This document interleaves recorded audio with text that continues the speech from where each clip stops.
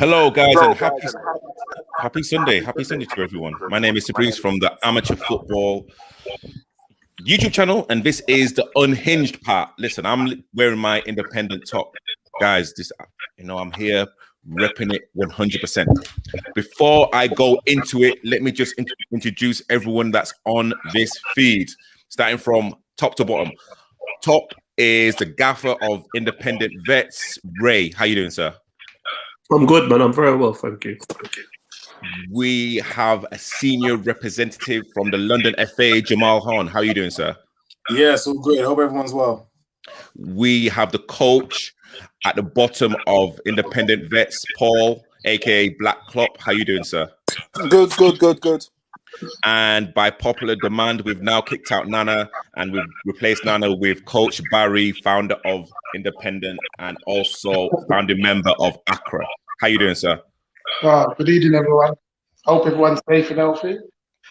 So I want to thank everyone that's literally on this feed. Thank you to everyone that's waiting patiently in the green room. We're going to go straight into it. Actually, before I do that, let me kind of do some housekeeping. This show is sponsored by Independent Vets as part of Independent, and also the London FA Challenge Cup sponsored by the Amateur Footballer.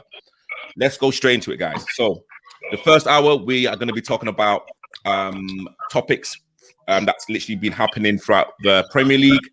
And what I've got down is Wolves.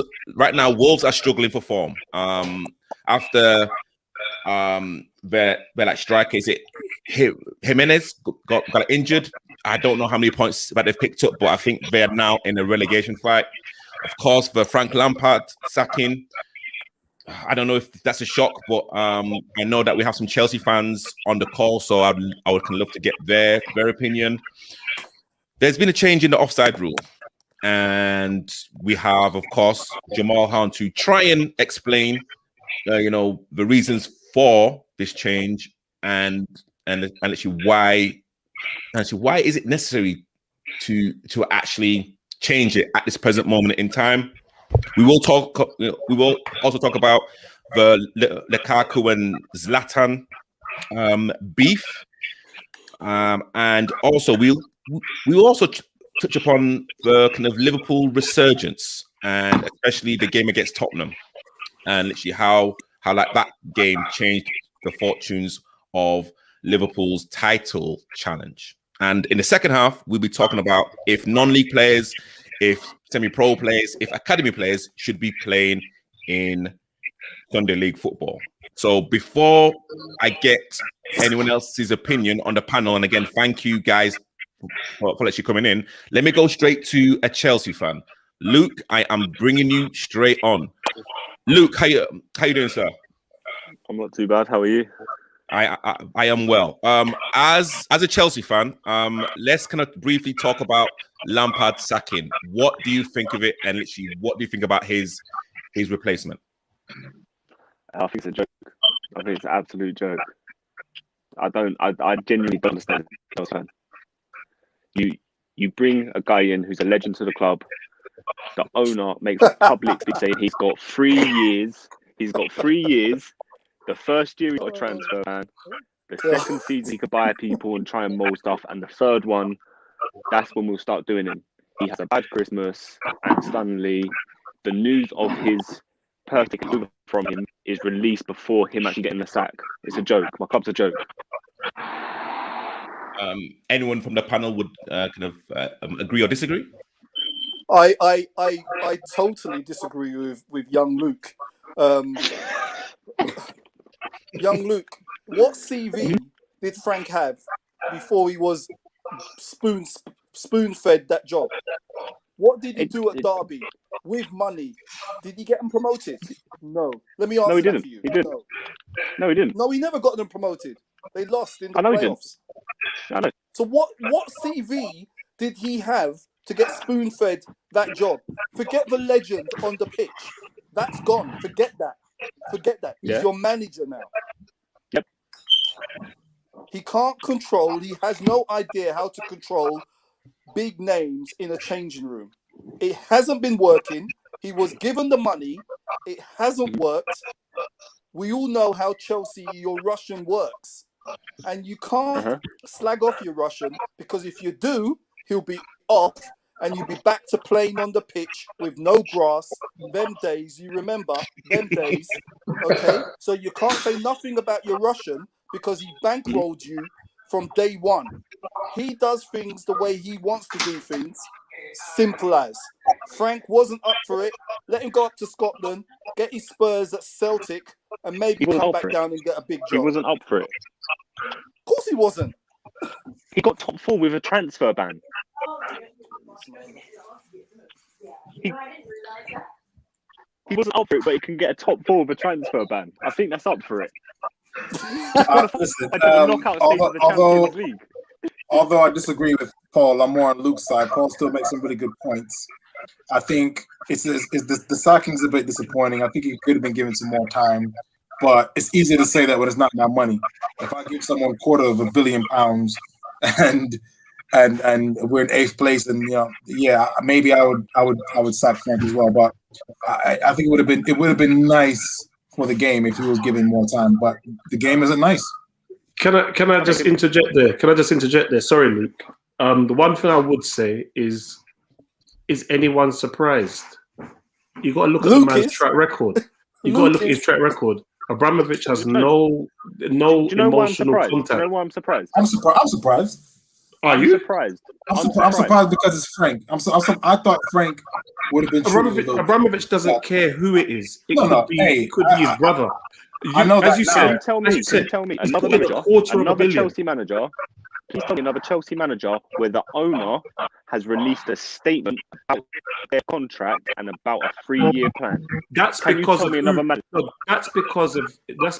fact it was Frank Lampard. The way he's going to treat him is exactly the same, because he is a Chelsea legend. That's why he released a statement to appease the fans. But the fact of the matter is, when he pumps in that kind of money, it was inevitable that he was going to get sacked. It was inevitable. If he didn't challenge for the league, he was gone. Let's just that contract that this new guy's got was sorted and done before Christmas. They knew what was going on. You can't bring someone like that. But you're now bringing in a manager that, on paper, had the best team in the world, and all he done was won the French league. Yeah, but we know that wasn't. There's more to that than meets the eye. But at the end of the day, that to me is irrelevant.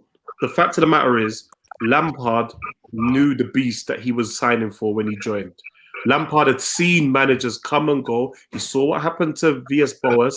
He saw what happened to Di Matteo. He saw what happened to all the other Chelsea managers before, firsthand. He cannot be surprised that being 9th or 10th in the league, having spent the kind of money that Abramovich spent, he was going to get a bullet. It's no surprise to me. Ray, I believe he should have literally got to the end of the season. Luke, yeah, go on. Is that Luke? Yeah. Good evening, Luke. Evening. I think the team what Lampard was building is a team for the future, and I don't think Abramovich is going to give him that time to build a team. That team's not going to be ready for now. You've got some very good, exciting young players. You bought Hazard, the centre mid, who's meant to be a hard man, dominating midfield. He didn't do anything in the Premiership, and I think the way you play, I couldn't see you not going top 4, top 5, top 6, because your game is mainly about possession and not penetration, and your transition Wait. You know what? You've hit a point there. You've hit a really good point there. So this new manager comes in, and we play Wolves in a bad form. Yeah, they're not in the best of form. Agreed? Yeah, I agree. We can't score against them. It ends 0-0. Yeah. What is the tweet that Chelsea put out after that first game? What is the tweet? Anyone? Yeah, what was a tweet that Chelsea released after that game? Didn't see well done, Thomas, on your first game. You managed to get the team to complete 820 passes. Oh, jeez. Come on. You know what, Luke? You're not going to get any argument from me that Chelsea is a joke at them with the way they behave. You're not going to get no argument from me. But what you are going to get argument from is if you are surprised at the fact they did it. It doesn't surprise me. He is surprised. You've seen it all before. He is I'm surprised. surprised they've done it this early. Well, he's had 2.5 You've got- years. It ain't been that long. Is that not been? What, No, what is it's it been? been, He had a I year think and a it's half. been what? He had a year and a half. A year and a half. 18 months. Okay. Yeah. That's a lifetime for Abramovich. He doesn't care that there's been a transfer ban. I've just pumped So in Luke, 250 million. Luke, let me ask you this, Hello. Luke, do you want Abramovich out? Do I want Abramovich out? Do you know what? I genuinely don't care. I genuinely don't care. I hope this manager loses every single game at the end of the season. I hope he gets As Luke's representative, I can assure you, Luke does care, and he doesn't want to lower the table. Please, I would like, No I would like No. Luke's Let's go, final let's go. comments. You to just be brought taken in. from You the just brought record. in a new guy that can't win with on paper the best team in the world. He can't win anything with it That's apart from not the French fair. league. I probably That's could not win the fair. French league if I That's was. I don't not think If I you had, could, Luke. right? He That's got to the Champions League final last season, didn't he?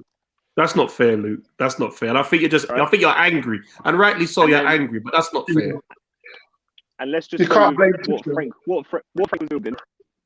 It then literally gets demolished, and I feel one of our best players we've had under Frank, Reece James, is dropped to the bench, and we're now playing 3 at the back with fullbacks, and you're playing Hudson-Odoi as a fullback. But question, Luke. Sorry to breeze. Question: do you think that Mason Mount was given too long under Frank? I don't think he was given too long. I think people expected too much. But then, do you not think Frank made a mistake showing such faith with him? Take him when out. He was clearly not pulling up trees. Take him out. It's not even about taking him out. It's don't just have him in the spotlight 24/7. Yeah, okay. I can tell you, if Frank stayed, what happened with Mason Mount would have happened with Billy Gilmore. He would have been, oh, he's the next best thing. He's so good. Let's play him every game. Oh my God, he's this position. It was a bad thing to say. I'm kind of glad he got injured and was out for a while, and the kind of media died down on him. I can see I that. don't want him to turn into another Mason Mount. Mason Mount has got potential, but it's a potential that needs to come slowly. You can't get that potential from playing 90 minutes every day. I can see where you're going with that, but the problem is Lampard showed his inexperience. Lampard went to a team that doesn't give time for you to build a squad and try to build a team and go over a long period of time.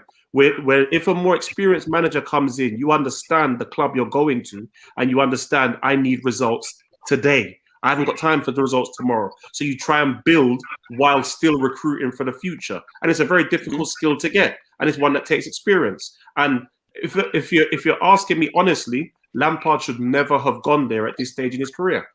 Gerrard has done the right thing. It was a bad move. Gerrard has done the right thing. Go Rangers, learn your craft there, and then come into a more cutthroat environment. Luke, Lampard ran too fast. you're not gonna Luke. This isn't the time to build teams.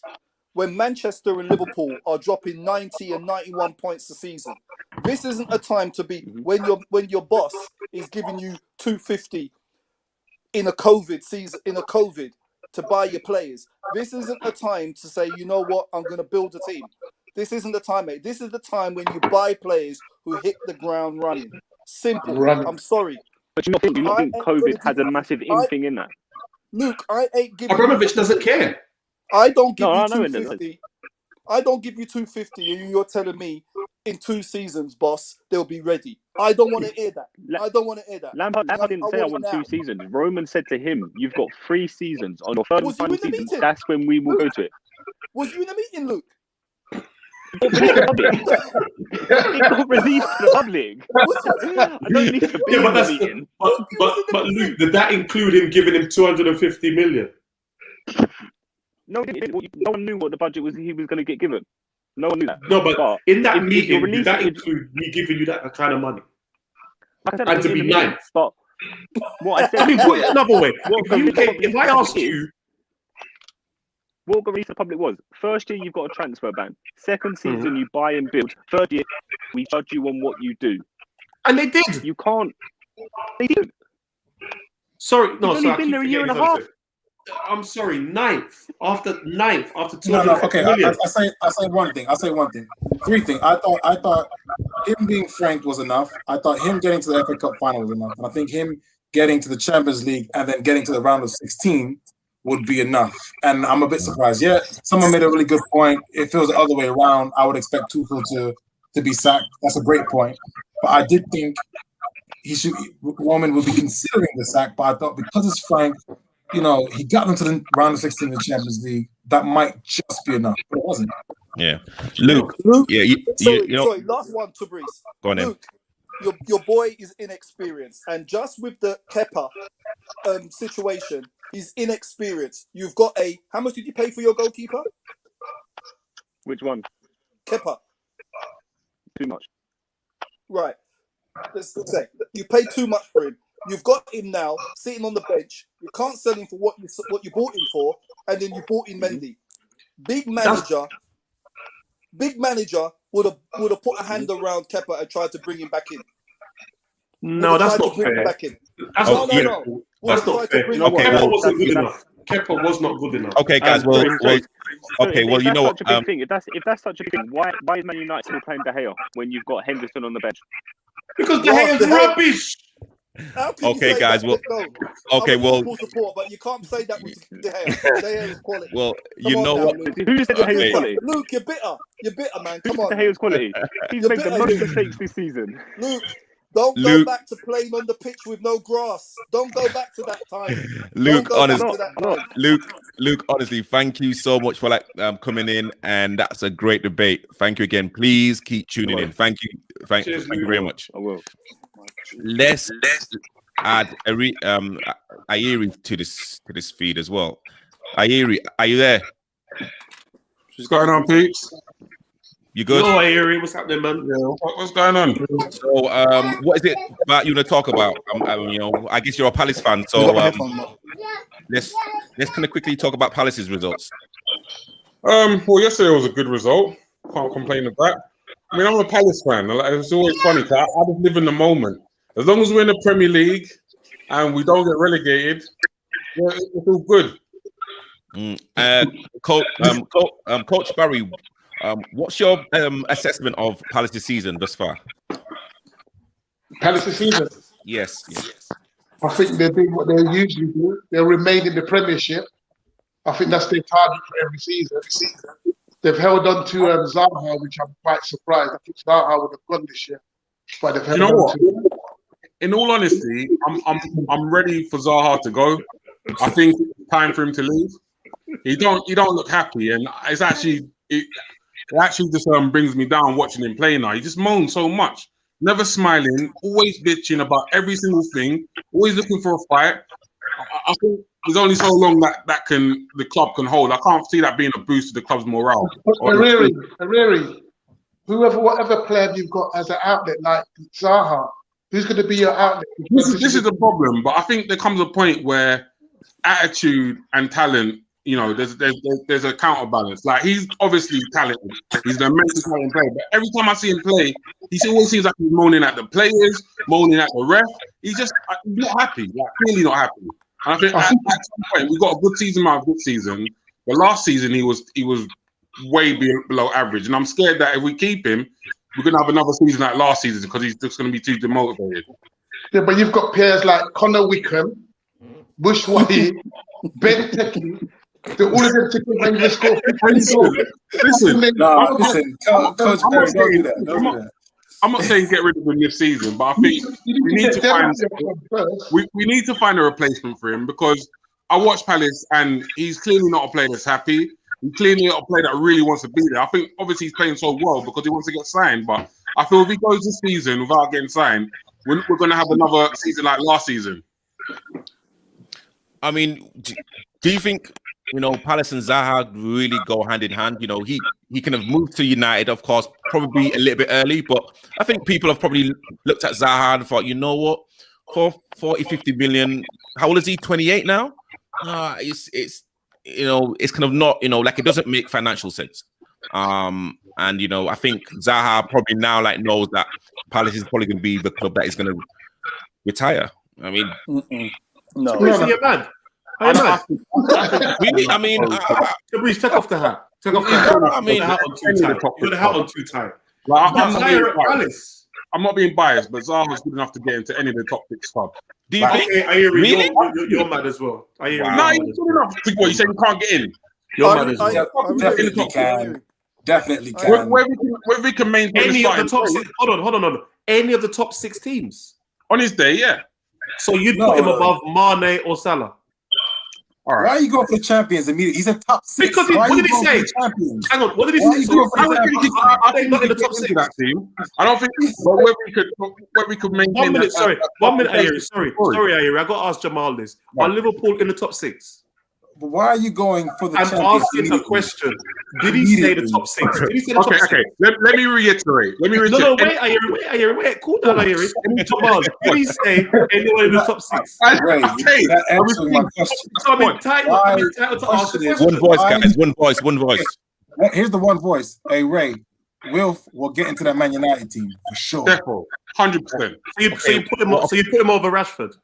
I'll put him over Martial. Yeah, of course, yeah. And you Yeah, put him over definitely. Martial. Oh, And, The two of you can enjoy drinking whatever drink you want to drink. Go on, crack On his on. day, I will put him up with Rashford. I don't care what you say. On his So- day, I will put him up with Rashford. You know and what? I'll say it again. I'll say this You know again. what? You guys You know what, understand my Ayeri? way of This is thinking. why you're going to pay £20 come the end of this season. Because of that wonderful thinking that you keep doing. I don't know where you're going. I'm not sure where you're going with this. Once again, you guys No, already no. understand my principle. No. You guys understand my principle already. I I would don't- much rather play against Marcus Rashford or Anthony Martial than Wilfried Zaha. You I see, guarantee Jamal, you that you know what, now. Jamal? I pray I never see you refereeing one of our games. I really do. Because the Wow. madness that you come out with is amazing. So you How? prefer Wow. to see him over Rashford. I would rather play against Rashford than play I against would- Zaha. I would pay good Definitely. money to see you go up against If- Rashford. I would pay good money. Quarterfinal, we need I'd to pay good win. money. I'd pay And good I have to money. mark one player. I would much rather mark Marcus Rashford than Zaha. Yeah. Crazy. All right. Okay. You know what? I've actually got a I'd pay question. good money. I've got a question for Ayeri. Roy Hodgson. Isn't it time for him to actually leave Palace? And if he was to leave, who would be the manager that you would like to take over at your club? You know what? It's a tricky Just one say with Roy, Say because what he gives us is stability. And stability for a club like Palace is probably the most important thing. You sounded like a So- politician right now. No, but it's real talk. I sometimes think, could we get a manager that will make us play maybe more exciting football, more attacking football? But then, Roy has given us stability. This is like the last couple of seasons I've gone in thinking, not even worrying about relegation. For a Palace fan, that's important. I know you guys support clubs where you got lofty ambitions of titles and championship, but really and truly, going into the season without worrying about relegation as a first thought is probably a good thing for us. I don't know. So you want to stick with Roy? I feel like for now we need to stick with Roy because I don't feel we're stable enough as a club to move on. You stick with Roy. You're 12 points above the relegation zone right now. You stick with Roy. Things are going okay. Yeah, I would They've got with to Roy. stick. They've got to stick with Roy because they got no money to give to a big manager to go into their club. So they've got to stick with Roy. Well, no, with the greatest respect, I'm not sure Palace could even attract an elite manager. It's not. They're That's not what an I'm elite saying. club. Because Not yet, anyway. So that's yeah. what I'm saying. No, of course not. Elite managers want elite money, and Palace haven't got elite money. So Really? let them stick with the old man. Let them stick with him.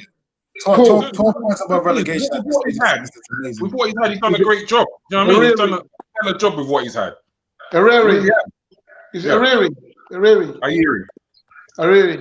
My Yeah. biggest disappointment with Palace, they used to have one of the best academies, youth system, young players coming through.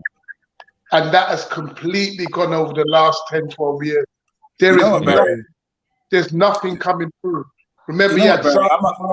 you had Victor Moses, you had Yeah. Nathaniel You Klein, know, you had so many good players coming through for a South London club. And South London is one of the best areas for young talent in the whole country. Palace is a real disappointment, and it's No, a do you know real see what's happened in the academy. I think Palace still have actually quite a decent academy, and they still do their best to bring guys through. And a lot of players in the Palace academy come up to the clubs. Could you tell me 3 players? Mitchell come from the academy. Huh? Mitchell come from the academy. The left back.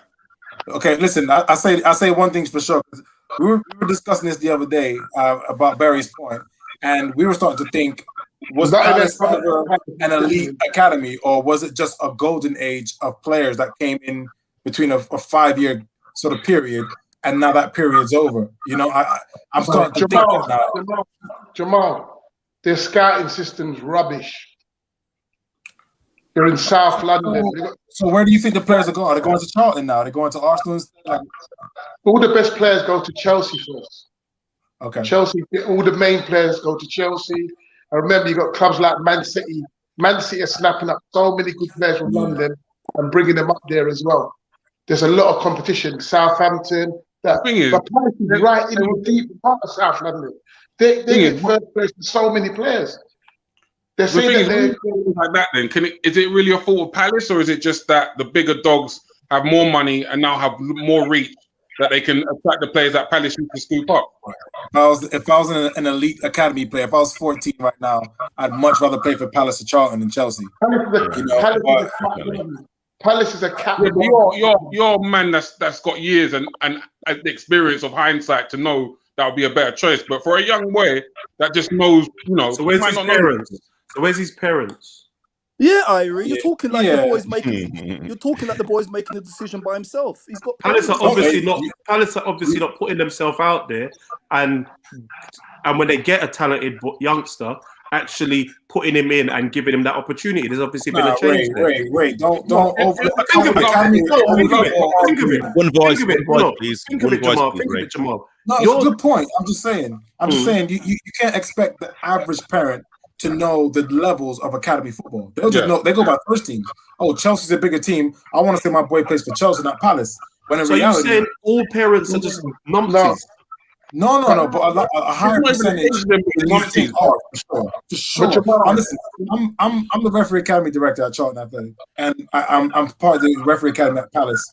So you hear a lot before COVID, especially. You hear a lot about what some of the things the parents say, and some of them aren't even that knowledgeable about the game. Don't even have an interest. They have an interest in their boy, but they don't have an interest to understand even the category structure of academy. A lot of people don't even understand the difference between Cat 1 and Cat 3.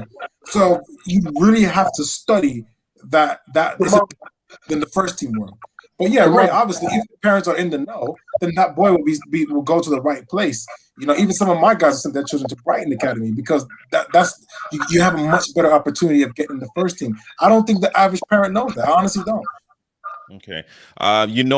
This is such a fascinating topic, and we will be talking about academy players, non-league players, and semi-pro players in the next hour. Irie, thank you for joining, and thank you for your opinion. Please stay tuned in. Thank you very much. So let's kind of talk about offsides. It's an absolute farce. If you kind of want my honest opinion, Jamal, I'm actually glad that you are here, and again, it's actually good that you've got your voice back after kind of last week's shenanigans. So again, we want you to actually lead this. What the hell's going on with with this offside rule? Like, can you just explain to everyone in layman terms what the change has been? Yeah, cool. So first thing is remember that there aren't any rules. Jamal, any rules? Yeah. How much time do you need? And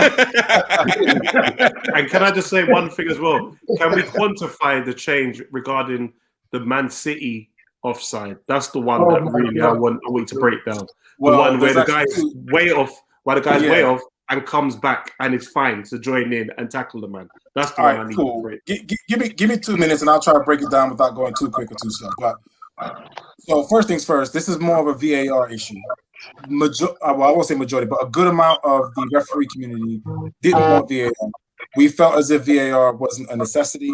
We're investing in something just because we can afford it. We still think the best teams are winning the divisions, the worst teams are getting relegated, and refereeing mistakes aren't making a big enough impact on the league table. We didn't think it's necessary. The main reason we didn't want VAR in was because one of the worst attributes for any match official to have, and it's bigger than football, any sport, is when you see too much. When you see too much, that is bad news, especially at grassroots level.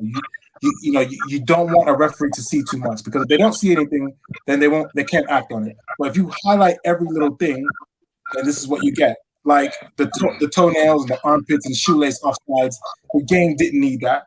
And I don't think VAR is adding value to the game. That's just my personal opinion. In regards to offside basically is a very simple law. Okay, it's not a rule; it's a law. There's no rules in football; they're all laws. So, law number 11 is offside. Obviously, the standard offsides are very, very basic. But the problem is with VAR, you're seeing too much. That's why we're getting these tight offside decisions.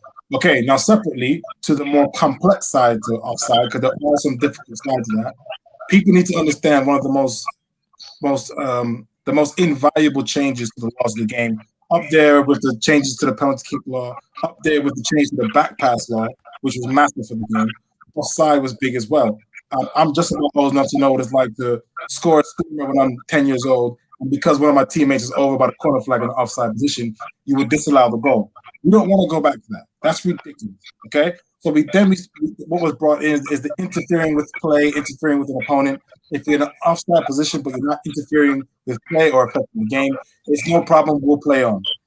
The problem is, once every 3 or 4 seasons, you're going to get a very tricky offside decision. We had it in 2004.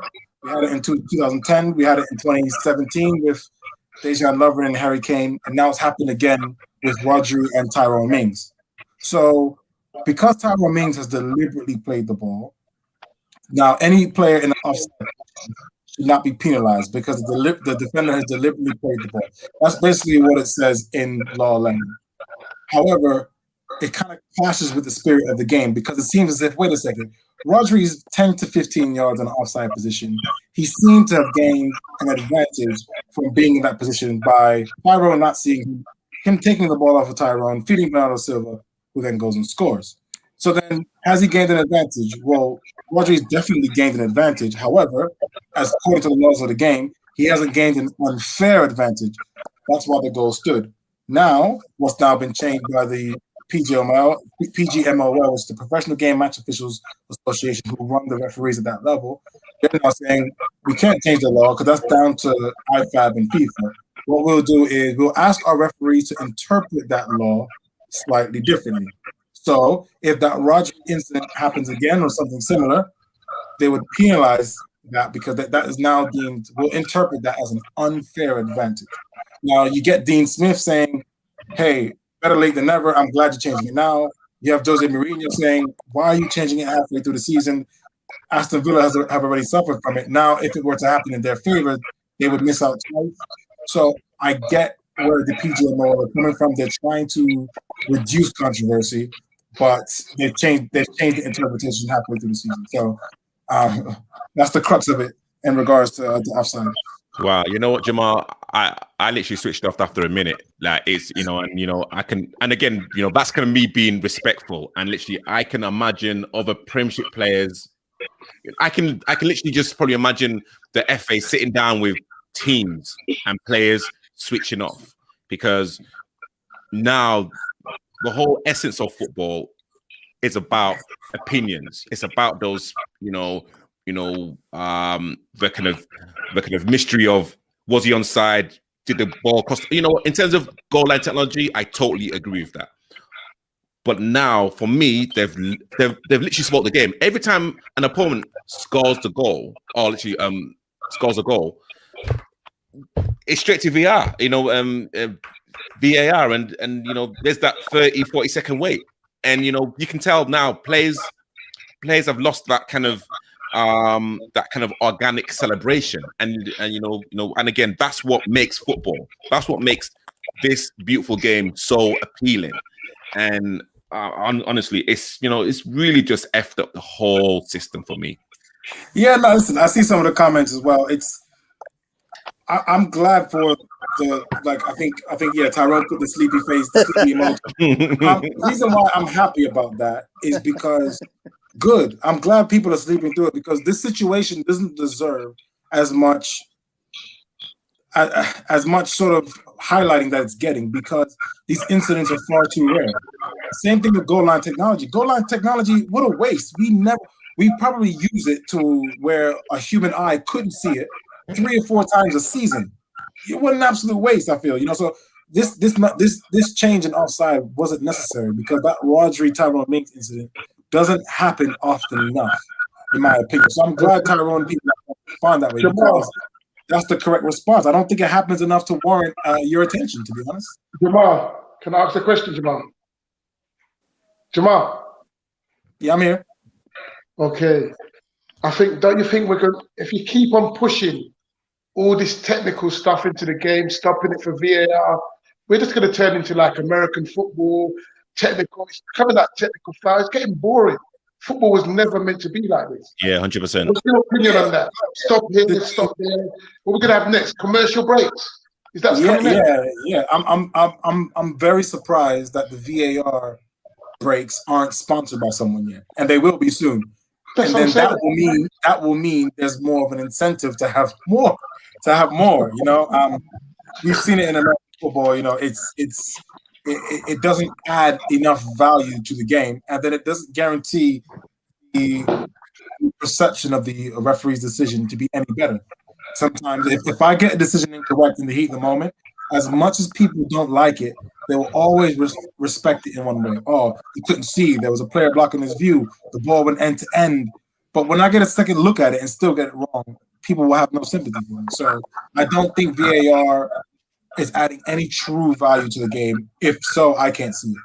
Yeah, and you know what? Let me just kind of reel at both in terms of what I said. Jamal, I don't mean that you are boring. Like, you know, literally, that's not what I meant. I just said, you know, I'm just kind of thinking of a kind of typical player, like just kind of hearing you explain it, which was absolutely eloquently done. People just want to play football. Like, you know, it's as simple as that. So, you know, again, you know, there was kind of hopefully there was no offense taken. No. I it's good to see some of the people, like I see Heckburn Security and Tyrone Roberts' response, because it's good to see how people view it. For me, I hated the fact that the Rodri Ming situation. I wish Man City were 3-0 up and that was the fourth goal, because if that was the case, it wouldn't have got this much hype. It didn't deserve when I made a video on my Instagram, and the previous examples that I used was 2010, 2004. It doesn't happen often enough to get that level of. Can I ask you a question, Jamal? Two questions. One, I'm going to steal George Lister's question, because that's one that has always bugged me. This whole late blowing of the whistle, that single most just annoys me and winds me up. That one right there. I'd like to ask you to explain that one. But also, the other question I want to ask, the rule changes that happen, are the referees involved with it, and how much say do they have when these rule changes happen? All right, cool. So the late whistles, so Man City were actually involved in 2 high-profile offside decisions. Because the Tyrone Mings one had more of a player element to it, that got a lot more attention. But Man City's second goal against West Brom in the referee world caused a much bigger stir, and that was because there was a late whistle. The assistant referee, she put her flag up slightly late to indicate to the referee to stop the game immediately. The ref chose not to. Man City then went and scored. West Brom stopped. So Cancelo only scored. It looked as if he only scored because Man City West Brom stopped. They then checked it, and then they awarded the goal. If you haven't seen it, look at Sam Allardyce and his number 2's reaction to it. We should be avoiding that level of controversy. Now, the aim behind the late whistle is when there's a 1v1. You know those when the defender's pushing up at the same time as an attacker's running through? We call that a crossover. That's the most difficult match official decision in the game. And referees train for that constantly because it's frightening. So then when that happens, what you want is you don't want to stop the game. You want Salah or Aguero or Vardy to go through, see what happens, and then pull it back. Because if the player's offside and he puts the shot into row Z, we don't care anymore. The players don't care. He don't care. So we'll wait. We'll delay the whistle. Hopefully he misses it. If he scores, then we can go and check the monitor. We don't have to force a human to have to make that split-second decision. The problem is the late whistle should only be used for 1v1. It shouldn't be used for steady attacks where it's 5v4, 3v2. If the assistant referee raises the flag, the referee should support that and just stop the attack dead. And if the assistant referee's wrong, the assistant referee's wrong. We just got to accept it. And if they're right, then we're happy anyway. Second question was about your law change. The law changes are set up by the International Football Association Board, otherwise known as IFAB. And in that association body, there are ex-referees who are either on that board and or consulted. People like Massimo Busacca, Pierluigi Collina, so former elite referees who would then contact active referees and say, what law changes would help you perform better at your job? That's how it works. Okay. Okay. No, you know what? That's some brilliant knowledge. Absolutely wonderful. So let's kind of go on to the next topic, possibly the last topic before we possibly talk about the non-league topic, the Lukaku and Zlatan incident. If like people don't know, Lukaku plays for Inter Milan, Zlatan plays for AC, United teammates. Something happened in the box, and I would say it was more than handbags. Like a lot of unsavory things were like picked up. And again, I think probably having no fans, we kind of now have the privilege in terms of what like players actually say to each other on a kind of constant basis. And you know what? Let's kind of start with either Paul or like Coach Barry. I mean, what did you think about the whole episode? I didn't think anything of it, really. I don't know what phrase you are taking offence to. Not people are taking offence to. Was it the voodoo phrase? Yeah. Sure. Yeah, some people are saying that's a racist phrase. You only said it because that was a story that was said when he had his move from Everton. They said that he had consulted with a voodoo doctor. So Zlatan is only repeating what is knowledge out there. If it's true or not, Lukaku said it was not true, but somebody had said that he had consulted with a voodoo doctor, and the voodoo doctor had said that he should leave Everton. So, I think it's only because there's no people in the stands that we're hearing these things happen every game. I really don't think it's anything. They both got a 1-match ban. Leave it as that. Okay. That's me. And the coach Barry. Same. I agree with Paul. I don't really think happens all the time. Training ground matches. There's always fights. Lukaku's even made a rap record, a rap disc record straight after. So it can't be that, can it? I think it's been sensationalized a bit bigger than what it was. Let's forget it and just move on. They'll forget it in a couple of days and just move on as well. I don't think nothing of it. And probably to a kind of bigger point, and again, I'll kind of love to get Ray and Jamal's opinion about this. Not having fans now, and we've like heard how like players insult each other. We've like heard how like players actually G up each other. We can literally now have the pleasure of actually hearing what the professionals talk about, and it's pretty similar, like in terms of what like we like do on a Saturday and Sunday. Are you guys used to fans not being in the stadium, or what's your kind of take about the kind of communication between players and managers and the opponents? I think it should be private, to be honest. I think at the end of the day, it happens. It happens on a Saturday afternoon. It happens on a Sunday morning.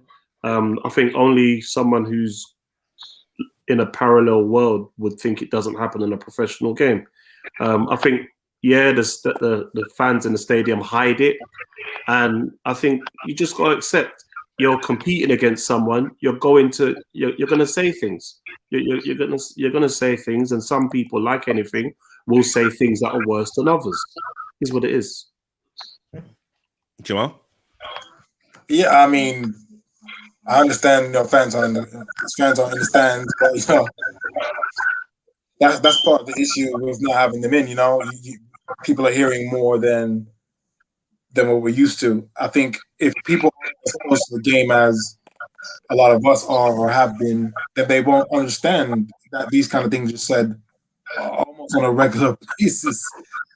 So it's kind of just readjusting to something a lot of people aren't used to. Cool. Okay, you know what? That was a very quick and easy subject. Okay, so then we can kind of briefly talk about Liverpool's resurgence. Paul, I want you to kind of lead this. Let's briefly talk about the game against Tottenham. That was the potential banana skin. We scored three decent goals, but let's can also talk about the defending of Tottenham. But let's talk about Liverpool.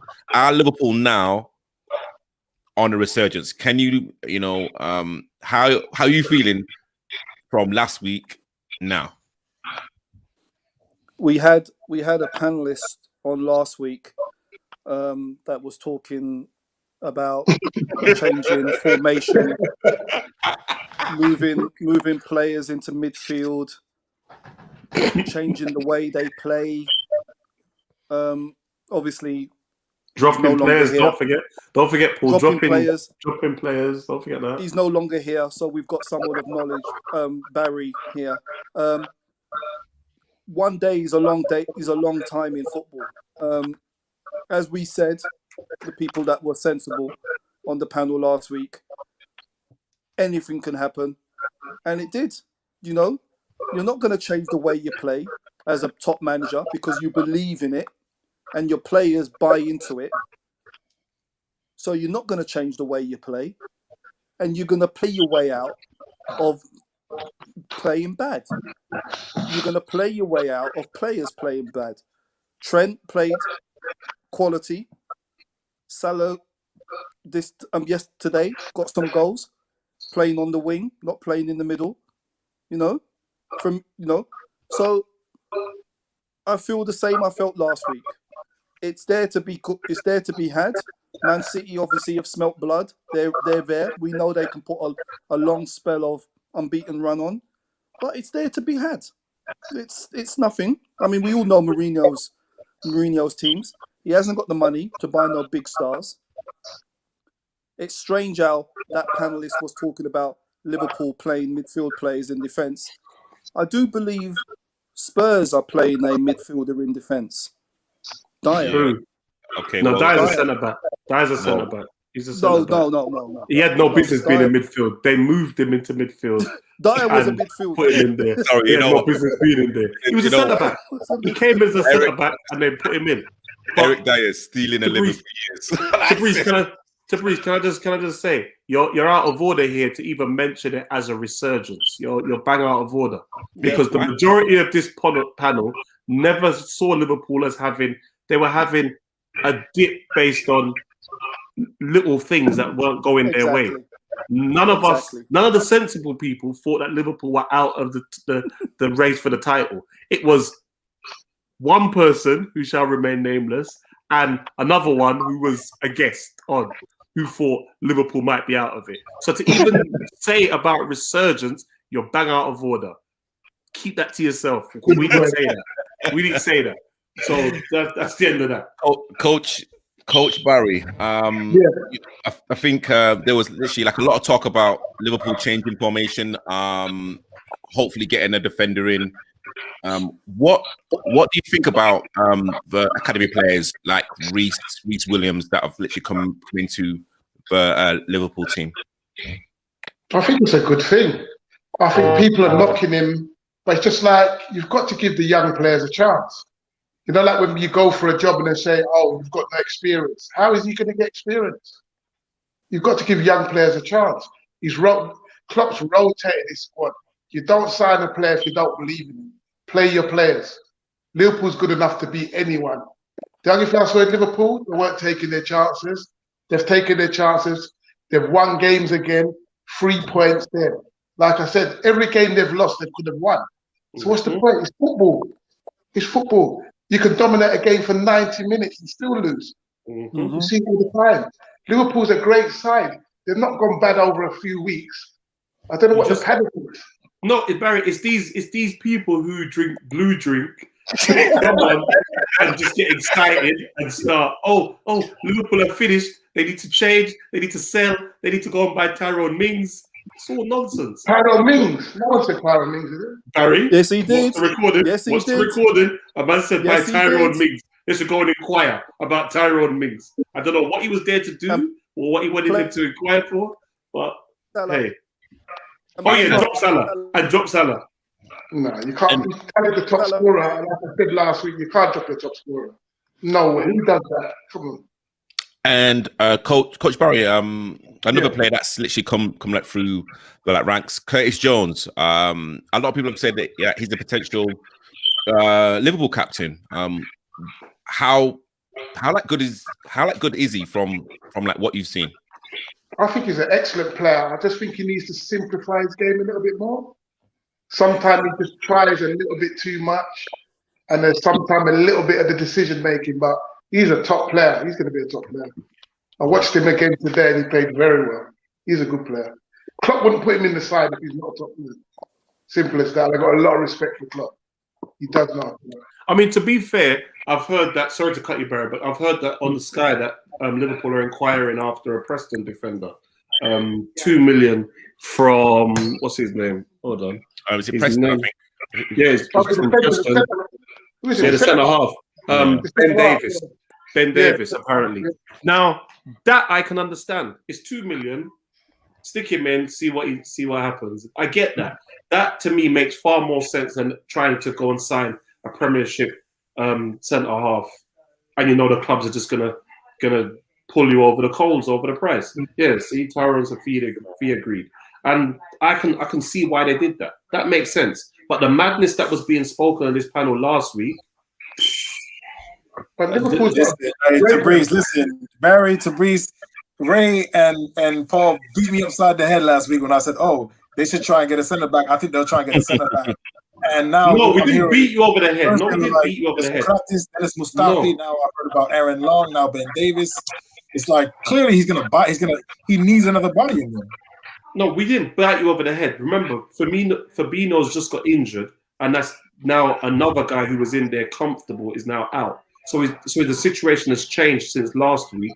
But more importantly, it had to be the right purchase. Last week you got beaten over the head because you were talking about spending 20 million on some defender, and I didn't know where you're going to find a 20 million pound defender. And Tabriz didn't let you answer the question properly. So that's the only reason you got beat over your head last week.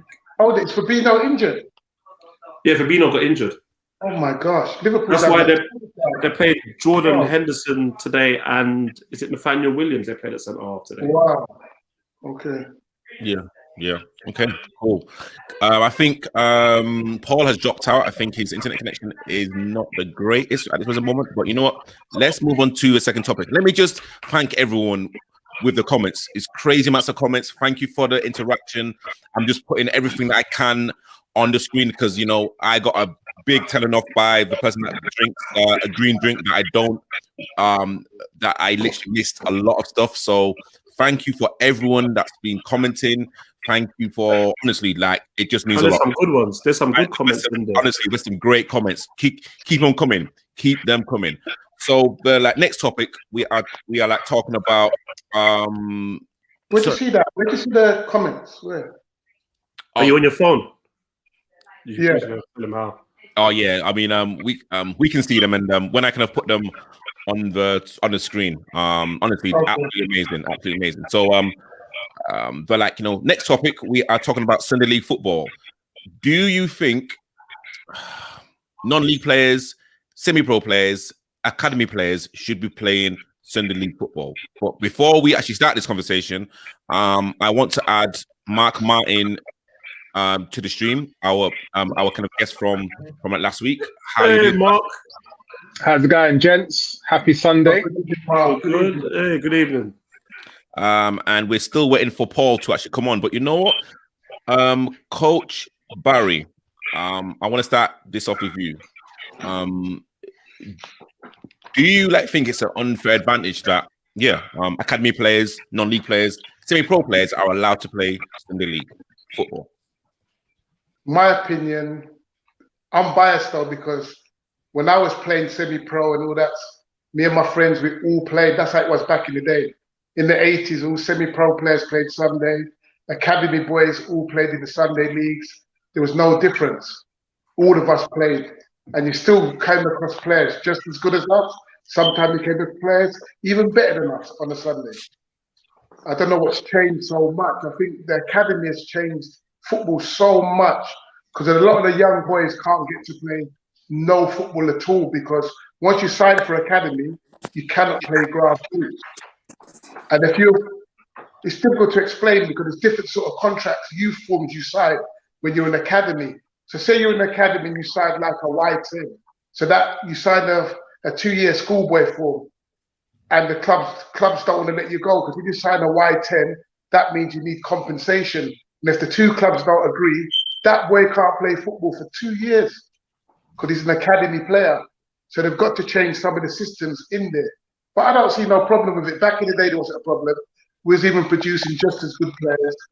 So I don't know. Everyone has to have their opinion, but I didn't see no problem. I didn't mind. Raymond enjoyed it. Raymond's played back in the day against semi-pro players. I'm sure Paul has. I'm sure most people here back in the day played against semi-pro players on a Sunday. It wasn't no problem. You know what?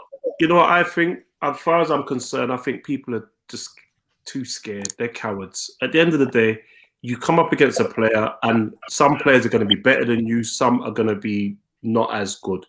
At the end of the day, for me, if you really have anything about you, you want to play against the best player you can, regardless of where they are. I don't see it as an unfair advantage. At the end of the day, you might get some that are released. Yeah, bro. I think that with the young academy players now, I think the problem you've got is that there's so much money involved in it. Yeah, the thing is, that's a separate argument to me. The contract side of it is a different argument. If your contract says you can't, then they buy players now. Remember, clubs. No, I hear that, but the thing is, to me, the argument is more when people complain about a player who's at semi-pro level, or an academy player, should he be allowed to then go and play in Sunday football? Because some people say it's unfair. To me, it's irrelevant. He's got 2 legs, 2 arms, and a head just like me. And I'm going to play against some players that are better than me. I'm going to play against some that are worse than me. How is that? No, the thing is, Jamal, how is that unfair? At the end of the day, if you play for a Sunday team that's got all semi-pro players, I don't give a damn. It's a reputation. I don't business. I'm on that same pitch as you, and I will perform the best of my ability. You're telling me if a player gets released, what changes if a player is at a semi-pro team, gets released, and then goes and plays Sunday football? What's changed? No, it's a good point. Listen, it's a good point. Just because you make 20 points, just because I disagree with 1 or 2, doesn't make the other 18 nonsense. I just think as well. I'm just saying. You got you understand. Someone like with your brain will understand that there are a lot of people who are prehistoric that have a very dinosauric mentality. But the way you have a dinosauric mentality is you get taught something when you were young. It becomes outdated, but you stick with it. That whole he has a head and 2 legs and 2 arms like everyone else. No, life doesn't work. Football doesn't work that way. So how does it work then? Because if you're talking about the issue with this country is grassroots needs to be broken down further to either elite grassroots, and then recreational. So people who just play for fun could not be playing against semi-professional players or. You would have gone play Division 8 then. Go and play Division 8. No, of course. If you're in Division 1, in whatever league you choose to be in, if a team in there has signed a player who is good enough to go and play semi-pro, what problem do I have with that? What's that got to do with me? So here's the issue. I've been accused of what all of you would probably be accused of if you were in my position, which is being elitist. Oh, you only care about the top level of grassroots, non-league and pro. You don't care about people who just play for fun. Sunday league is supposed to be for pub players who just play for fun. Don't care about the sport. And I'm like, that's the mentality. That's the I won't be specific, but that's the widespread mentality of those that run the game. Grassroots football is supposed to be the lowest form of football. Play just for fun. It's supposed to be about participation, exercise, and mental health. Now, we all know that isn't the truth. The elite level of grassroots, or the Premier Division of any league you want, pick any league you want to. We know those type of teams will either be players who are good enough to play non-league, used to play non-league, or actively play non-league, right? That's true. But grassroots wasn't supposed. It's become that, but it wasn't supposed to be that. It was supposed to just be for recreational fun. That's what it was supposed. That's what it's designed I'm sorry. That is a loser's mentality. That's a loser's mentality. That's the I'm problem telling you- with I'm telling you that's what the it's problem with designed- sport. That's the problem with sport in this country. At the end of the day, people they want everybody to be a winner. We can't all be winners. At the end of the day, sport is about, first and foremost, it's about competing. And it's about competing. You choose where you want to play. If I want to just play with my pub mates, then I can go and play down goals. I can play in Division 8. I can go and sign up for wherever I want. As an amateur player, I should be able to play against the best players that I am able to play against. I understand But hold on, if no, the player is but that for doesn't me, make you- I look Is forward to grassroots football nothing more. amateur? Sorry? Is grassroots football amateur? Is it supposed to be for amateurs? It's for Then amateurs. if you're semi-professional, you're not an amateur. You see? So, You're not an amateur. But the thing is, grassroots football is an open source of football. It's open. At the end of the day, for me personally, I look forward to nothing more than I knew coming 2 weeks' time or whatever. We're playing against a team and they are full of semi-pros. To me, I look forward to that because that's a challenge for me. That's a challenge that I don't get every single week. It's just like the FA Cup. When you've got a non-league team going and playing against a Premiership team, they look forward to that because they don't face that level of competition every single week. You're So why are we making doing my point. You're making my point, though, because those non-league players are not amateurs. Okay, yes, No, they but are. that's not the point. It's the same for it's the same for a Sunday footballer. It's the same for a Sunday footballer. It's the exact same for a Sunday footballer. Okay, you To know, Bruce. Ray, To okay, Bruce. you know, what, To Bruce. sorry, Paul. Let me just kind of say this point. Ray was talking about, you know, having that 2 week build up in terms of playing a semi-pro or a kind of pro player. I totally get that, but now when you kind of even kind of going into Division 3, Division 2 games on a Sunday league, you are playing against people who are now in step 4 or 5. So literally, this is like a constant thing every single Sunday, and you know these like teams. Well, you know what? We'll see again. A lot of these players or a lot of these teams do not have those that type of resources to actually pull in. It's not about It's resources. not resources. It's about It your is a mate. resource. It's about your friend. That's about a your friend. resource. Wait, that's a resource. No, That's a come on. resource. Who you Come know on. is a Come on. resource. Come on. Who Back you in know back in is a the resource. 90s. Jamal. Who Nice. you know is You a say against the resource. Turkish Connections, networking is a resource. It is a Come resource. on. Nonsense. I'll make myself clear. First things first, let me make myself very clear. I share the same mentality as Ray. Mhm. It's just that because I got attacked for it in my role, I've had to become more a bit more open-minded because I got accused of lacking diversity, which is crazy as a black man being saying that my mentality lacks diversity, and they were right because I'm only looking at players who are playing for more than fun. They're playing either for competition, playing for a future. You know, even players who are vets age, you know, they want to play players who play at a higher level than them because they want that they want to test themselves. But I didn't consider people who just want to play for fun. And in some of my competitions, like Fabrice just said, that mixes. Now, if a non-league player comes and plays Prem Division of any Sunday league, that's fine because he'll probably be playing against other non-league players.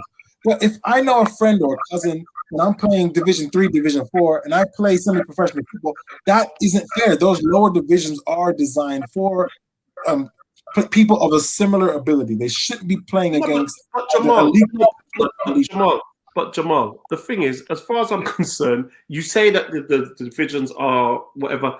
What you're taking away the fact of some of those semi-pro players or those academy players are playing for fun because they get the chance to play with their friends. They're just playing with their friends on a Sunday, and where they don't get that opportunity during the week or during the pressure games at a semi-pro level. Now it's just all my mates, and we're having a game of football. At the end of the day, that's taken away from it. I get the argument about when you're bringing in a player, as someone said, as a ringer for a one-off. I don't agree with that.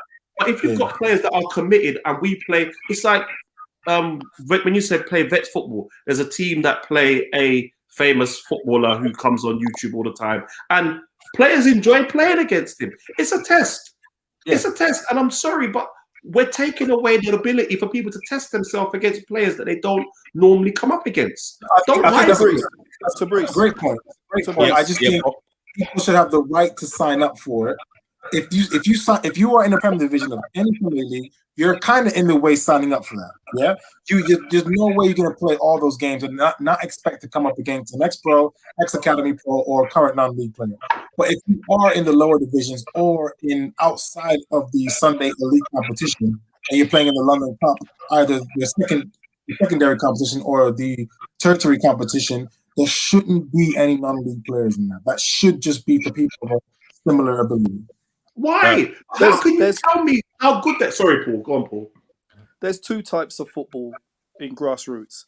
There's the team that just come out to play and they don't care if they get beaten 11-0. They'll be in the changing room laughing and joking. And there's the team that take football serious.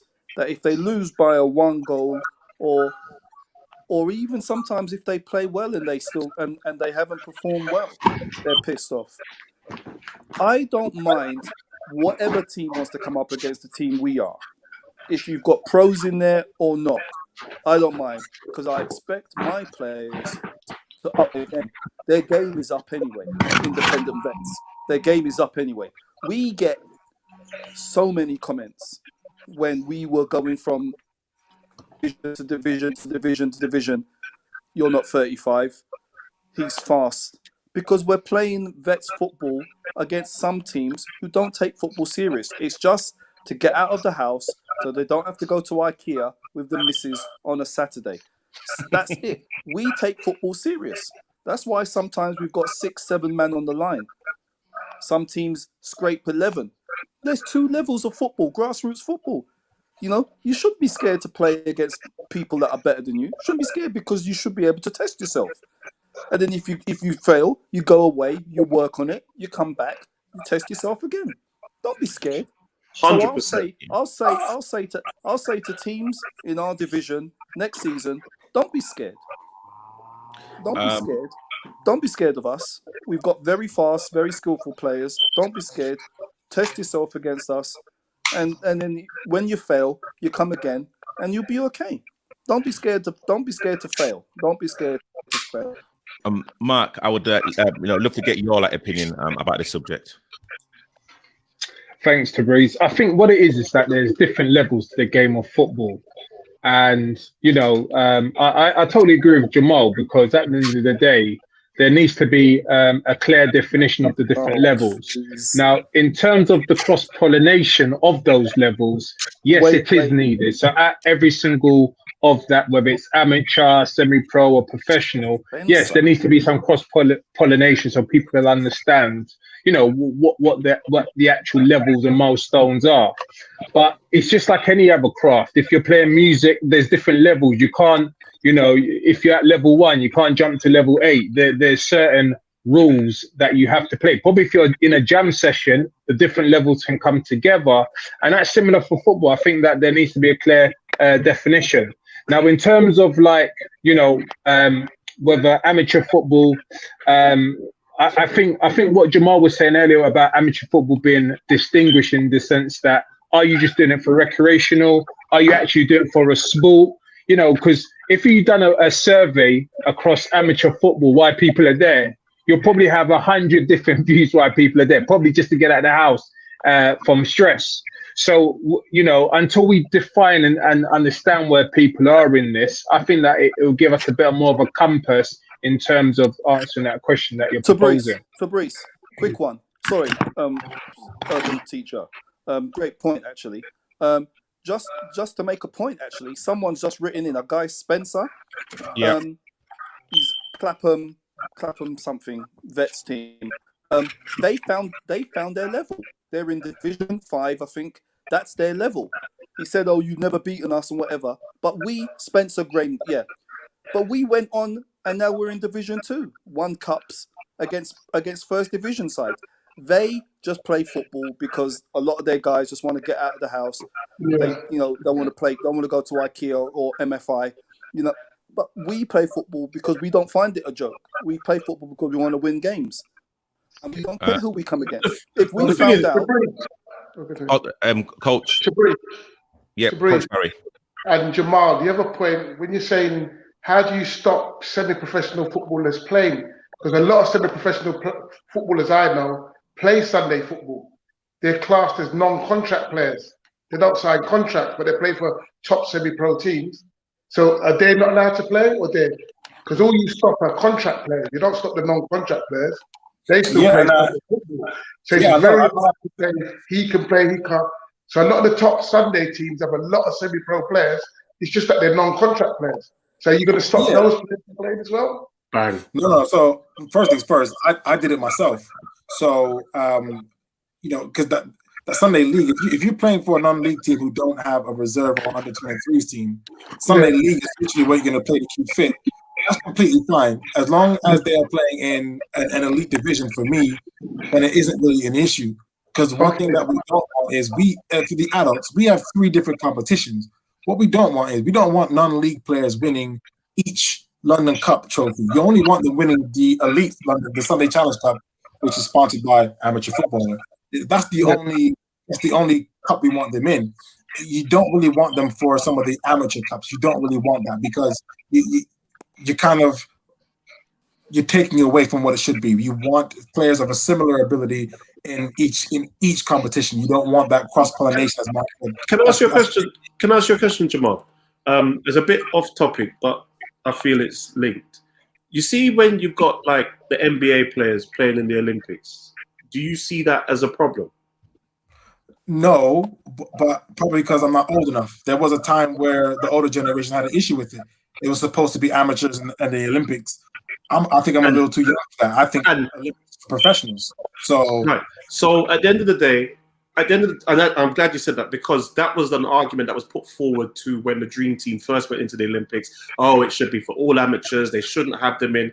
But the NBA players going into the Olympics has dragged up the level of basketball in the Olympics. So at the end of the day, for me, I don't see what the fear is. Having better players allowed to play Sunday football increases the level of competition. It increases where you're playing at. And at the end of the day, if in amateur football, you can decide whether you get promoted or whether you stay in the lower divisions. That's your choice. So if you are a team that just want to go out, just have fun, just play for the love of it, no one's saying you can't stay in the lower divisions. If you're going up to the higher divisions, then to me, you should be expecting to play against the best quality players you can play against. And I'm sorry, it's a defeatist mentality. You know what? Quick one, Ray. Sorry, Ray's Paul. You know, Ray's Paul. Ray's point is very, very true there. You know, there are teams in our Vets League that get promoted and don't want to go up because they found their level. They don't want to go up. They pass on the promotion. So he's very, very right with that.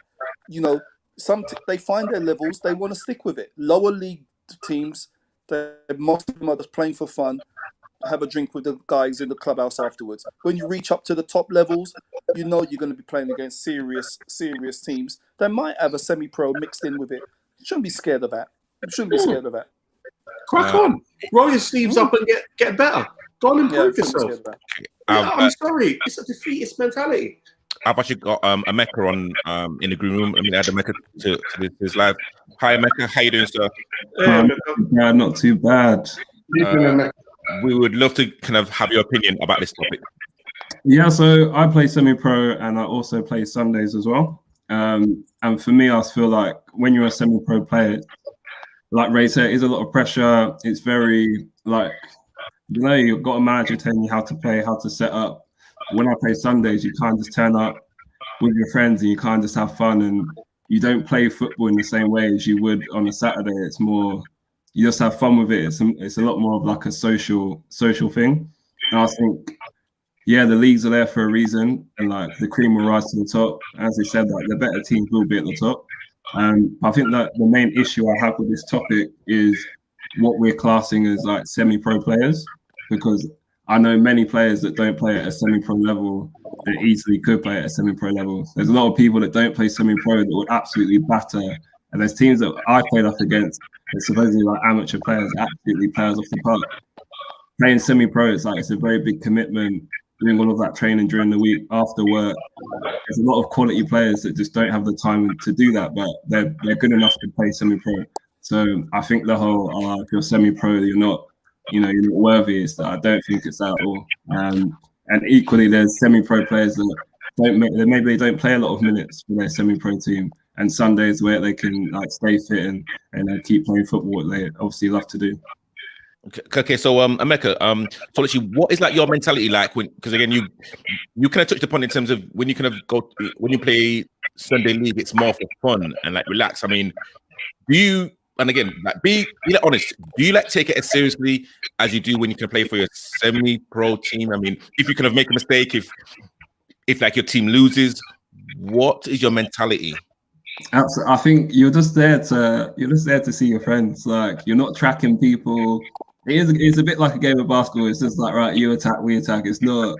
We're not really going, because at the level that we play at, we're in like the top Sunday league. And you're playing up against other semi-pro players. Like no one wants to hurt each other because everyone wants to like stay fresh for the actual like the proper league. So yeah, no one's really going in to hurt each other. You're not running too hard. You just turn up. People like defenders are playing up front, like semi-pro defenders will be them playing up front on a Sunday. People are having fun with it.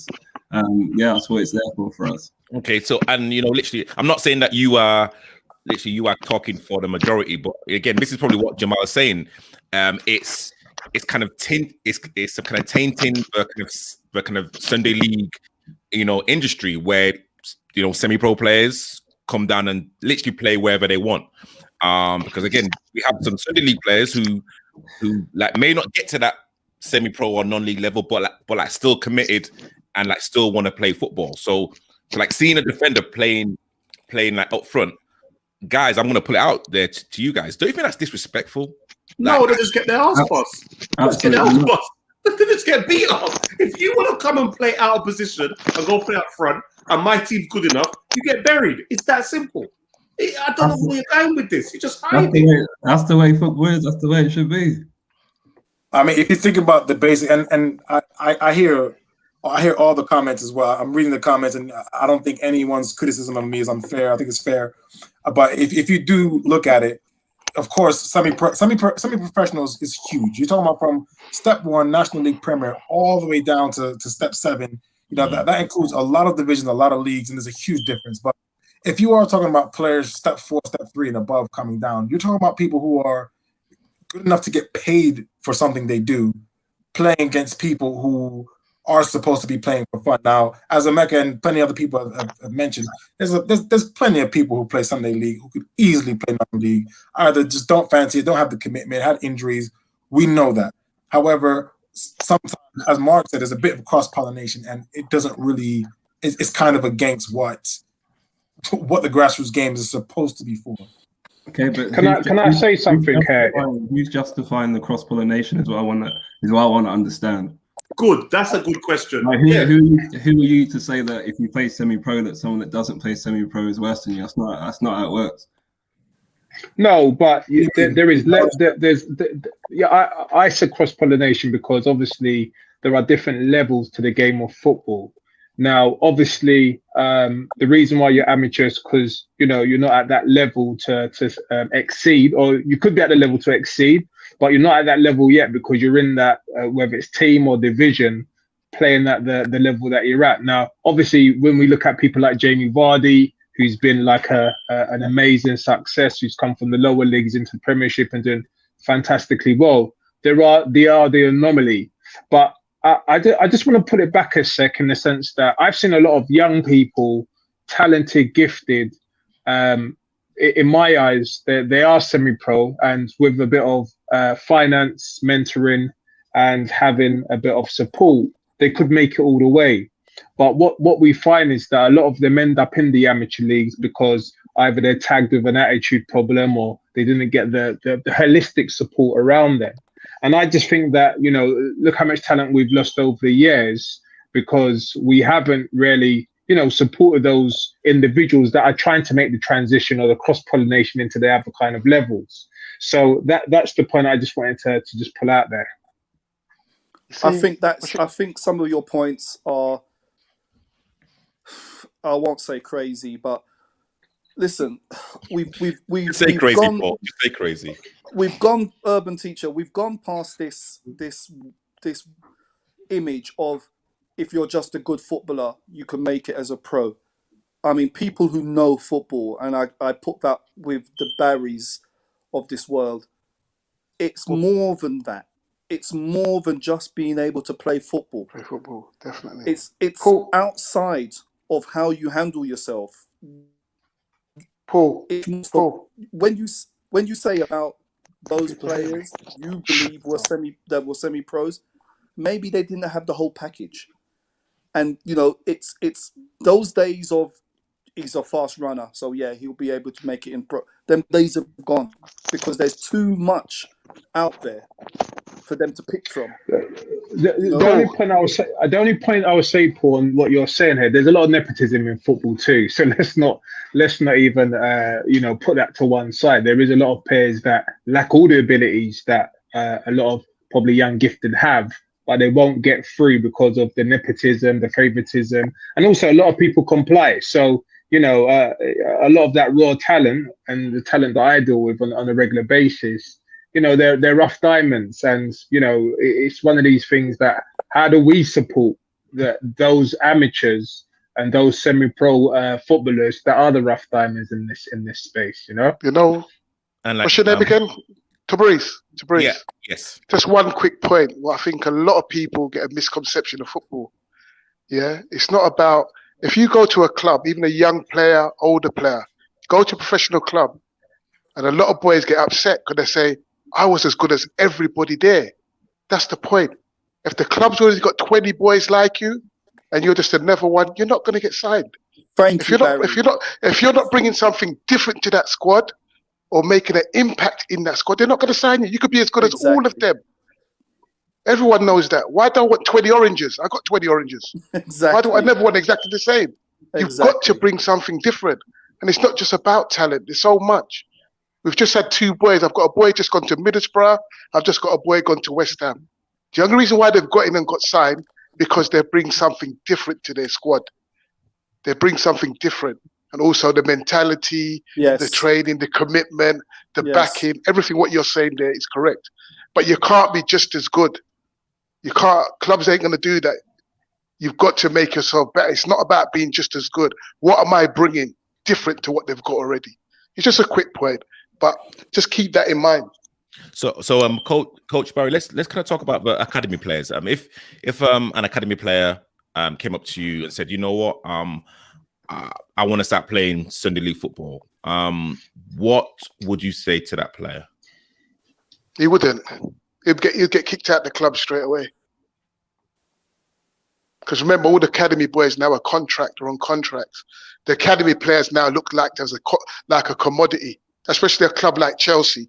Chelsea sound boys what they know is never going to play for their squad, but they could sell that player for 10 million, 5 million, whatever. Chelsea's got it down to a T, how they treat young top players from grassroots. They build good academy teams and sell them on to lower clubs, championship clubs, and make a hell of a lot of money. And a lot of other clubs are starting to do that. So Chelsea will sign all the best players in South London, stop other clubs from buying them, because Chelsea spend a lot of money and give parents a lot of money. And they know 5-6 years down the line, I can send this player 5-10 million. It's a business. Academy now is a business. It ain't just about developing. They're developing players, not just for their club, but players who they can sell on, which sometimes I think is really not fair. And the point you're saying about parents have got to be more educated, and people working with young people got to be more educated and go to clubs where you've got a route into the first team. You can see a path into that first team, not just joining the club because it's Chelsea, Man United, Liverpool, because sometimes you're so far off from getting to that first team. If you join the club and you see, oh, how many wingers? The first thing you look at, I'm a centre mid. How many centre mids are there? How many players are there ahead of me? You're right back. You look, I'm a right back. How many players are ahead of me? Am I better than that? I'm in the top 3 or I'm in the top 4. That's how you look at it. So it's got to be a strategy when you go to a club. It ain't just about signing an academy. That's why so much academy players end up on the scrap heap. They never get anywhere because they're at a club. They're never going to get further in there. Okay. So, all right. So, like, talking about Sunday League. I mean, and this is probably to like everyone really. What can we do as a community? And literally, let's kind of part the the kind of semi-pro and the kind of non-league players aside, what can we do to literally enhance the level and can also enhance the enjoyment of Sunday League football? I think, Tabriz, I think you've missed the point. You have to separate who's there for fun and who's there for the competitive side of it. Because, as we rightly said, if you're just there for fun, you won't take nothing seriously as long as you're getting out of the house. But actually, if there is teams that we are putting our money in, we want to build a club here, we want to get sponsorship in, we want to get all of the perks of playing and taking this seriously, that we might be able to move up and be able to move to that next level. I think there needs to be a bit of a we need to distinguish those clubs who are serious or not. Why do you think that? Can I ask? Like, why? I don't understand why it matters, the motive for someone playing football. When you're defending someone, whether they're there for fun or there for competition, you have to defend them all the same. They're like, as soon as the whistle blows, like, the aim is to win the game. Yeah, but if your football team there for fun, you're not going to take it seriously, right? So a lot of why turn up? The aim of the opposition is still to beat us. The whole point of me turning up, I feel that I can, I can take the piss and I'll still beat you. That's what. It's up to you now to change that. As far as I'm concerned, the whole idea that we need to select who can play at what level is just mollycoddling. It's just giving people a reason why they failed. At the end of the day, you've signed up, you've joined the league, you know how good you are. So you put your team in where you feel your team fits, and you play. If it's too high for you, you drop down. You will be relegated and you drop down and you play at the level where you are comfortable. It's not for the authorities to... I get where Jamal's coming from in regards to the different cup tournaments and whatever, and you want to have a balanced tournament. I get that. But in terms of a regular Sunday football league, if I know as a manager, I've got a team with 4 or 5 semi-pros that are going to come there week in, week out, I want to be in the top level of that league. If I know I've got a group of guys who are just here to come out of their house, come and play football, I know I'm happy in Division 7, Division 8. We're having a laugh. We're enjoying ourselves. It's that there's no problem. But at the end of the day, don't take that away from a Sunday footballer that wants to test himself against the best players out there. Don't take that away from him because we're scared of a little competition. As far as I'm concerned, Barry will tell you, when I was playing Sunday football with Barry was a much better player than me. I got better playing with Barry and playing against semi-pro players. I got better. I learned that the distance between me and semi-pro players wasn't as big as I thought before I played them. At the end of the day, I don't see what the fear is. Either you're good enough or you're not good enough. If you're not good enough, you drop down a level. But Ray, if you were in a position like mine where you had to consider the thoughts and the opinions of everyone, then it might change on that. Because my mentality was identical to yours until I run 26 competitions in London. If I run a competition and one competition, which is true, each round, and one round I had an 11-0, 9-2, 7-1, 8-1, 12-0, 18-0. I cannot ignore that. I have to say, wait a second. Jamal, educate the people who are entering the cup tournament. Educate them. At the end of the day, just like in our semi-pro league, you have a cup tournament from Division 3 to Division 1. You have one from Division 4 downwards. If I know my team isn't good enough to play in the higher tournament, enter into the lower one. What's the problem? If you put yourself in the top tournament, don't be scared when a semi-pro player rocks up. Go and play. No. So we don't have an issue at that. Like I said, the elite grassroots level, there isn't an issue because it's a Lions. You walk into the Lions, then you know what's going to happen. So some of these competitions that you're speaking of, they weren't always like that. They had to have a situation where there were consistent wide score lines, and then you had to make a change to it. So even speaking to people like Barry at the youth level, we're trying to add extra competitions to make sure there are matching abilities. Those don't serve anyone. And on top of that, like you said, what you said was the reality. Same thing what Omega have said, other people have said. What you said is the reality. But if you look at a situation where a team went to a Division 1, which is just below the Prem, so they think, okay, we're going to get good competition, but we're going to play against other guys who want to play for fun, but we won't be playing against semi-pro players.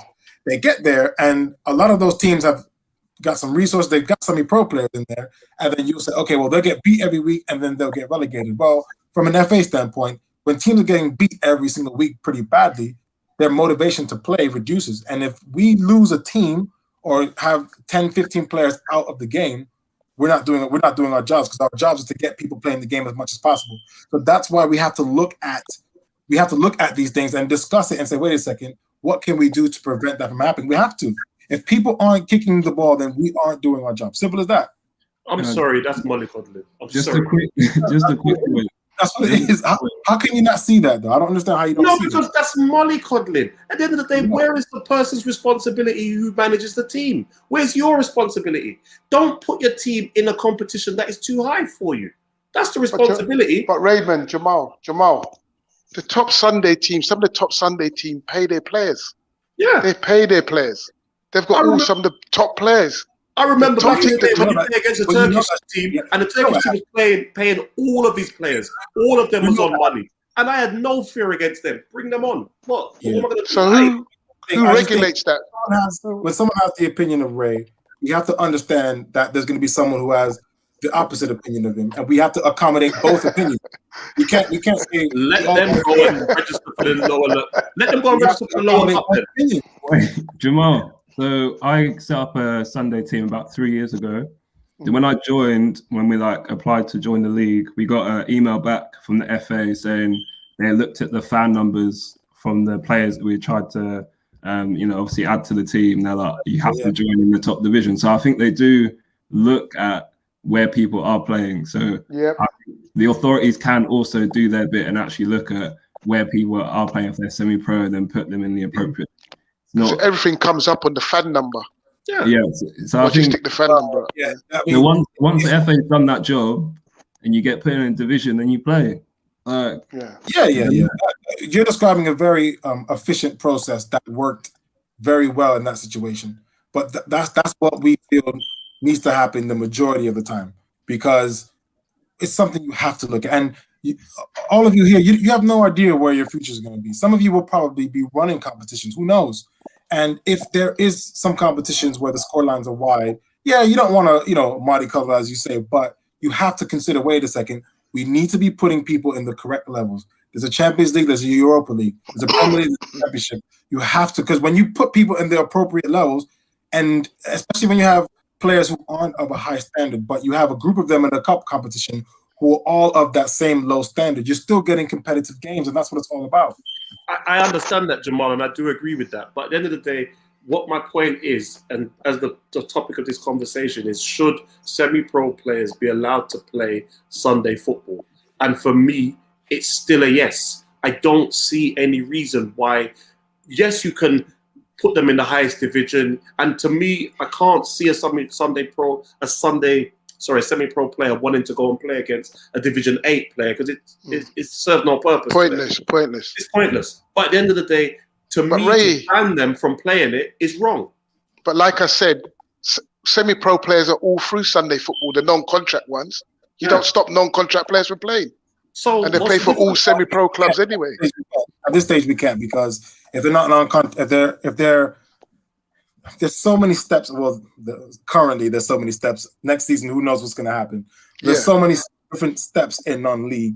For me, step 5, and no disrespect to step 5, 6, and 7 players, but I wouldn't consider that a big enough advantage, especially players aren't getting paid to a higher percentage until step 4, really. The step 5, a lot of players will be playing for no money or just expenses or so on. So having a bunch of step 5 players, I don't feel gives any Sunday league team a massive advantage. However, when you're going up to step 4, step 3, step 2 now, that's when you have to start looking at things and say, wait a second, you need to be careful. But once again, Sunday Elite, no, I have no issues, because there are people with Ray's mentality at that level who, hey, we would love it. It's an honor to play against semi-pro teams, because what? I never said it's an honor. I never said it's an honor.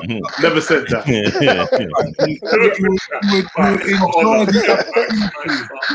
You would enjoy. I think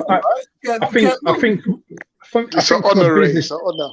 Barry, don't start that nonsense here. Don't put it on. That's Go on, then, Mark. Go on, then, Mark. Sorry. I think the future of grassroots football is about taking it to that next level, whether we like it or not, in terms of the survival of that game, in terms of, you know, we over the years, if you look at the reports of a lot of the grassland and pitches that are now turning into property sites and so forth, and, you know, the limited spaces that we have on a weekend to do this thing that we love the most. So in terms of actually getting it to that next level, yes, I agree with everyone in the chat around, yes, we need to have better business models. A lot of the managers running these grassroots football, they need to go on a financial course to understand how it really works. So it's not just about getting subs from a player, but it's about being consistent in terms of, you know, paying for the match fee, paying for everything in general, and having money in the kitty to be able to do more fun stuff with the team. And then exactly what someone said in the earlier is that, you know, grassroots football is for fun. Mainly it's for fun, and it's for fitness, and it's also community. It helps with mental health. It helps with a lot of things, and we appreciate that. And I agree that we shouldn't be categorizing the different levels, but in terms of as a kind of movement and moving the actual grassroots to a place where it's sustainable, we definitely need to be thinking about that business more and professionalizing the stuff that we do. Ray and Barry, I mean, in terms of making Sunday League more professional, like what's your opinion about that? I think there's organizations in place what should be helping and funding. I think a lot of the money what comes from these big grants and that, it seems to always go to the same places, the same areas. The side we live, South London and parts of Lambeth is the worst in England. It's got some of the worst facilities in England, and they've done nothing about it. I keep hearing about these grants for pitches, 3Gs, 4G pitches, and we can't afford them. When I take a youth team to somewhere, my local place, corporate companies are booked the whole of the 4G thing up for the whole week. Mm-hmm. And if they use it, they use it. If they don't want to use it, they don't want to use it. We can't afford to play £80 for half an hour to train on a little pitch like that. So you're killing us. You're killing all the small grassroots clubs by your financial. You can't ask a parent with 5 little kids for 10. I think what Mark, I understand where Mark's going, but I think you don't need to look at the club's professionalism. I think the FA need to look at themselves. You see, it's one thing to then sit there on high and say we need to do this, and we need to regulate this. But at the end of the day, grassroots football has suffered because a lot of the pitches, the standard of the pitches is a disgrace. It's playing on a potato field. And at the end of the day, the FA need to put some of this money in regards to putting in facilities to allow more. See, it's all well and good saying you want to create competitive tournaments and this, that, and the other. If you had more tournaments available, i.e. more pitches available, where you could run more leagues on, then you would have a wider spread of ability levels. But because the number of pitches available and the number of competitions that are available are limited based on the pitches that you have, you then have to clump more players together. Okay, so there's two things here. One, the FA and councils move very slow to that point of getting these pitches to the standard that we want. Number two, there is this opportunity where we start lobbying, whether we start lobbying the FA or we start lobbying the council to get things done. But ultimately, at the moment, the state of the current landscape across amateur football, especially with this pandemic and post-pandemic, there's going to be a lot of more reshuffling and more financial constraints. So it's sometimes we can wait for the savior to come, but if that savior is not going to come at the appropriate time, what do we do in the interim? Yeah, but then how can you can't make pitches? You can't make pitches when you're paying £150 or £140 for a pitch, and you get there and you're putting up your own nets. The goalposts are rusty. The lines aren't marked. There's no hot water. No hot water in the shower. At the end of the day, those are all things that are out of your control. So we can have our money sorted. We can run our club properly in terms of money coming in. But when I tell a player, you got to pay £70 at the beginning of the season for membership and then £10 a week, and he gets there, and I'm saying to him, right, your turn to put the nets up, he's right to look at me and wonder, what am I paying for? To me, that's a joke. And when I'll make this clear. I'll make this clear. There's basically no relationship between county FAs, and council and local councils. There's basically no relationship. So people, I'm not sure, and it's more of a question, but I'm not sure if people understand that FAs have absolutely no control over the price of pitches, and even when we understand that. I'm already being told that when lockdown is being relaxed, it's going to be cricket season, so therefore most of these teams won't be able to play. I'm like, wait a second. The lockdown was during the heart of the football season. These councils aren't going to say, well, actually, let us give you a 6-week period extra when lockdown's relaxed to play football. So even these kind of things, where even within the FA and London FA have absolutely no control over that. Those kind of things just are quite ridiculous. It's quite ridiculous. We've had a lockdown, and you're not going to extend, the football season, and you're going to say it's now time for summer sports, and it's a bit mad. Yeah, but Jamal, but this is where it needs innovation. This is where it needs creativity. And if you're thinking like the old ways, you remain in the old ways of doing stuff. Now we know that the conditions of these pitches are not getting better. The facilities are getting worse as we speak. So what do? Do we wait till it all crumbles? What's your name? Is it Dave? Mark. Yeah. Mark. I went to Belgium, yeah. Belgium had a big resurgence in grassroots, and they got a great revival of footballers. So when we went to Belgium, every semi-pro club, every pro club has got a grass pitch and a 4G pitch for the community. Beautiful facilities. Every single club we went to had that. And that was that was something what they've done to change the football in their country. This country doesn't spend money on grassroots and look ahead. Mm-hmm. And the professional clubs all have those facilities. These are the things what needs to be done. These are the things what need to be done in this country. So do we need to think differently in terms of how we do this grassroots stuff? Well, it's not we. It's not we, Mark. I think I'm an entrepreneur. So the reason why I say this, because I've got my entrepreneur hat on, in the sense that if this FA is not going to help the community as it seems, do we need to crowdfund our way out of this? Or do we need to get one of these corporate companies that keep renting off the pitch to say, do you know what? By you lot doing this, you're affecting these, younger crew coming through and doing stuff. But Mark, that's their entitlement. Mark, don't you think that the professional clubs and semi-pro clubs should be giving back to grassroots? Yeah. When they build their stadiums, their 4G pitches, they should be giving back to the community to use those facilities. But these things are not happening. So when are we going to move ourselves to make things happen? That's why, Mark. I agree that I think that here's me being bold and a bit courageous in what I'm saying. But I think that some of the problems and some of the solutions we already have.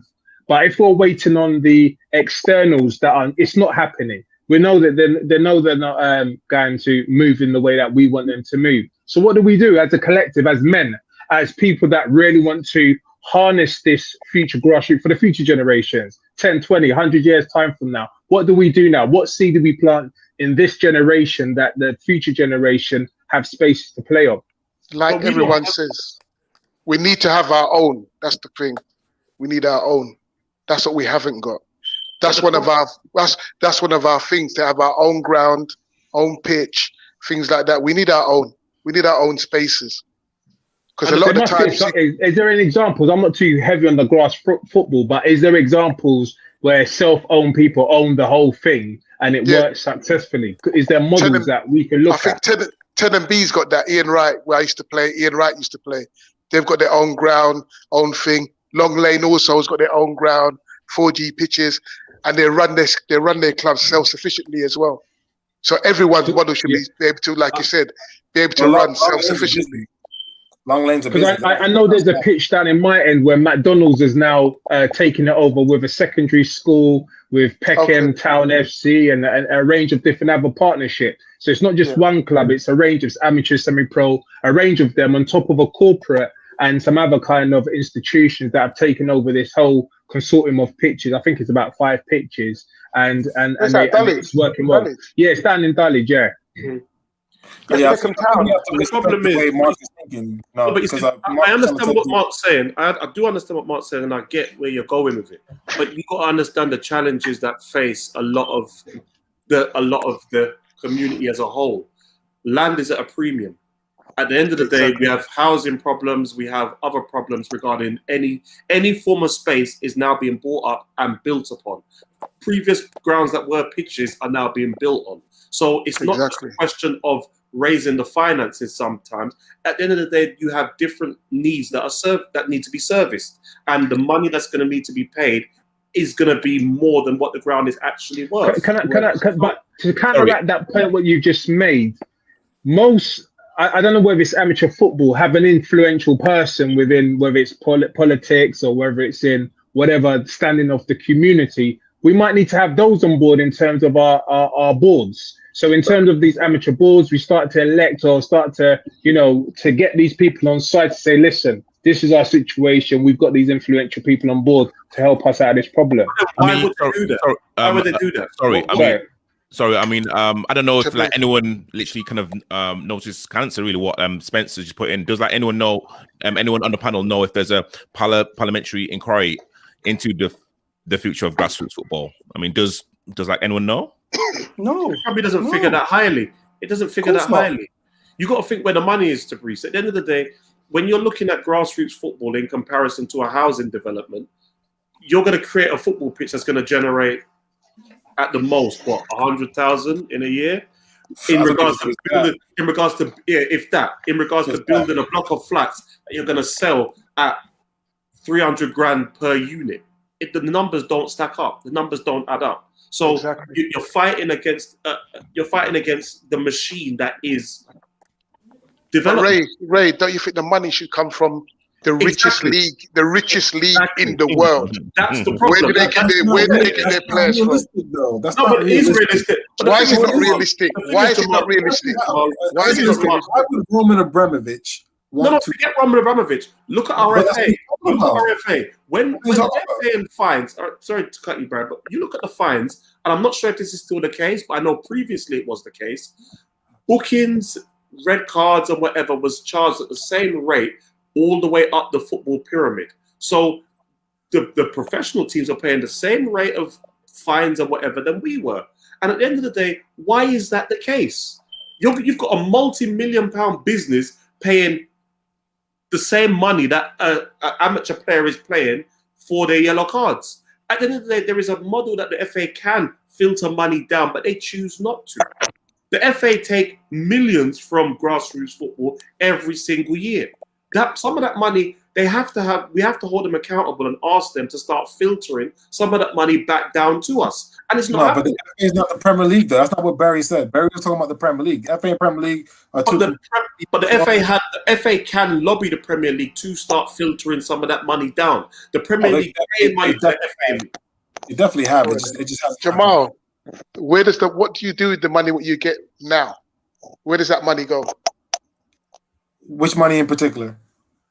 What you get from competitions, fines all around the country. Oh, well, with me specifically. No, I said the organization, the FA. Oh, that mostly goes to staffing and funding other parts of the game, mostly disability football and so on and so forth. Okay. And how much does the chief exec for the FA earn a year? Say again? How much does the chief exec for the FA earn a year? No, that was coming. Oh, listen, you're making someone like you is always going to make good points. But yes, of course, it's a major organization. There's money to be filtered down, but they don't want to. They choose not to. So I find it a slap in the face when they're like, "Oh, but we want you to be more. We want you to separate the competition level. Put some money down. At the end of the day, you can sit there and pass judgment, but start filtering money down." Can I make a final point? Look, this week we saw one of the most extraordinary things in this world, where the retail investors took on these hedge funds, because these hedge funds have been manipulating the market for decades. Now, when I look at grassroots football and hearing everyone speak, we know that grassroots football doesn't get no love, and it's because of you coaches that put the love in it that it's kept it to what it is now. But in terms of the sustainability of this, it is not. I don't think. If you look at this in 50 to 100 years, you will not exist in this current format. If things are on its last legs now, it will not exist in 100 years. So what is it that, from this conversation onwards, that we could be doing to really say that, you know what, we need to put something in the ground here to say that, listen, we're going to be here for the foreseeable future, regardless of the higher powers that have so-called fixed this kind of situation that we're in now. So you're asking for teams and individuals to maybe dig deeper into their pockets to buy grounds. You don't necessarily need to look within. It could be the resources you have. Because look, whenever I look at grassroots football, I look at it as an ecosystem. I don't look at it as just a team. It's your ecosystem with the community, your ecosystems with your friends, family who come and see you play the game. There's a whole ecosystem to that. So do you need to add more stakeholders, whether people of influence, people of wealth, people of political, who can make things move to make this ecosystem more stronger for the sustainability of what we're talking about? Mark, why would they? What are they getting out of it? Okay, fantastic question. Listen. Hold on, Mark. My former boss was a hedge fund. This hedge fund people that you're talking was a former hedge fund. What would he be getting out of me going to him and asking him to put his hand in his pocket and to put some money into my Saturday team? What would he be getting out of it? Okay, so probably you haven't sold yourself. He lives in the West End. My team plays in South London. What is he getting out of it? Okay, you probably haven't sold your business well enough for him to put his hand in his pocket. You haven't made your business. You see that if you're on Dragon's Den, you'll be kicked out in the first 5 seconds of Dragon's Den. So that means that it's not appealing business. I'm out. That's not absolute nonsense. That's nonsense. It's common sense. The thing is, if I give you 10 grand, I want some exposure for my money. I'm just giving you because I like the look of your face. I want something for my money. Okay, shall I tell you something? Look, I work in South London, I work in Brixton, I work in a very challenging area. And in terms of thinking outside of the box, you need to think outside of the box to be more innovative and creative to whatever you do. Now, if I thought in the same way that what's people going to invest in me, someone who's working in Brixton to impact the community, nothing will get done. But you've got to make it appealing to say that, listen, if we got more people playing grassroots football, that might reduce your crime rate or whatever. It might reduce what's that talking about? Does the hedge fund manager care about that? What does he care? I mean, Mark, all right, if I rang you up today and said to you, I want £1,000 from you to invest into my Saturday team, what would your answer be? I said, is it going to improve the mental health and fitness of those individuals and make them have a better? Yeah, it's going to make them feel really good. They're going to be. So what you might find is that some organisations have a budget. I didn't ask about some organisations. I asked about you. I asked you to give me £1,000 to put towards my Saturday team. My group of guys, they would be really happy if you gave us £1,000. What would you say? I would say, for me personally, I'm an investor, so I would, if it's going to support those individuals, depending on mental health, fitness, and create a more of a friendly environment, and it makes sense to me, and I had the money, yes, I would do it. What is there to make sense to you? I'm telling you, yes, to all of those questions. It makes their mental health. It helps them. They will be appreciative. They'll be sending you an email to say, "Thanks, Mark. Can we have £1,000?" What are you going to say? I'll say, yeah, take it. Well, shall I tell you something? In lockdown, listen, one sec. In lockdown, people were offering us money just to be more innovative in our community. So don't ask for nothing. They ask for nothing in return. Sometimes people don't give to always get back. I didn't ask that. I said, did they ask for nothing in return? So they didn't want their name on any of your publishing, any of your promotion. They didn't want nothing in return. They just wanted to throw money at you and say, we want nothing back. Shall I take it even further? Let me take it even. You know what, Mark? You should go into politics. Question. You should go into politics because you know what? Is that tracksuit made of Teflon? Because the way you're just slipping, you're just sliding right now. I tell you what, boy, you should play rugby. Shall I tell you something? Shall I tell you something here? This is a very important point to make. If you're getting a group of black men, fitness, mental health, state and keeping healthy lifestyles, and you ask someone from, listen, if you look at the statistics in terms of men, and especially men past 30s and illnesses and so forth, it's prevalent within the black community. So you're saying that by asking someone for money to tackle some of these problems, they won't be able to even look at you or even sit you down and look at something to move it forward. Mark, Yeah, they will. I think you live in a very interesting world, but I'm being honest, it's not the world that we live in, my friend. The last 15 minutes, it's not the world we live in. People of that level don't give money unless they're getting something We need back. to have a conversation then. We need to have a conversation because I think and you throwing in these remarks and this and that. I know what they do, how they work, and he ain't giving you money unless you have certain amount of followers. You're gonna put his name on the shirt. What sort of setup? What, you just playing in a park? No. What have you won? What's this? What's that? They're not giving you the money, Mark. Just like you're going to the wrong people. You guys. Mark's talking about social funding, though, isn't it? You're talking about funding, Mark. I'm talking about social funding. I'm talking funding. Yeah.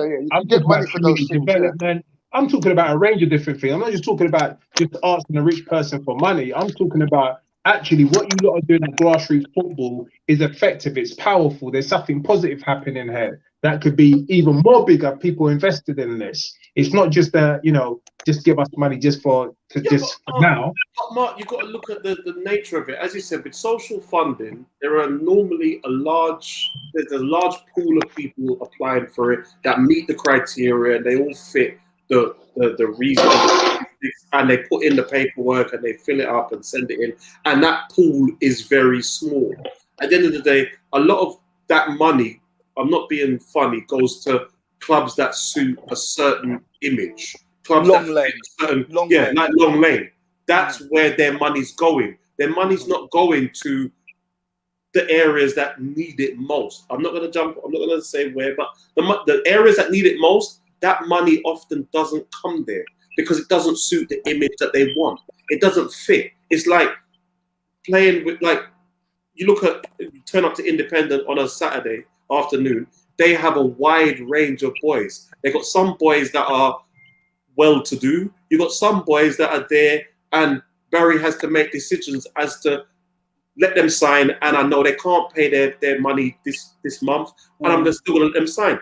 Some of them organizations ain't got time to give money to those type of clubs, and that's why clubs that are independent sometimes struggle. They're trying to get funding, but they're not looked upon in the same light as a Long Lane, where you turn up and you see the Chelsea tractors all parked in the car park. They all fit that image because the branding, they still get that nice promotion. They get all what they need, and the organization still wants something in return. You're not going to get past that. I mean, growing up when I used to play for Accra, Merrill, you rock up and you got odd color socks. You look at a team you're playing from Surrey, and they've got boot bags, they've got tracksuit, they've got the whole 9 yards because they fit the image that they want. Of course.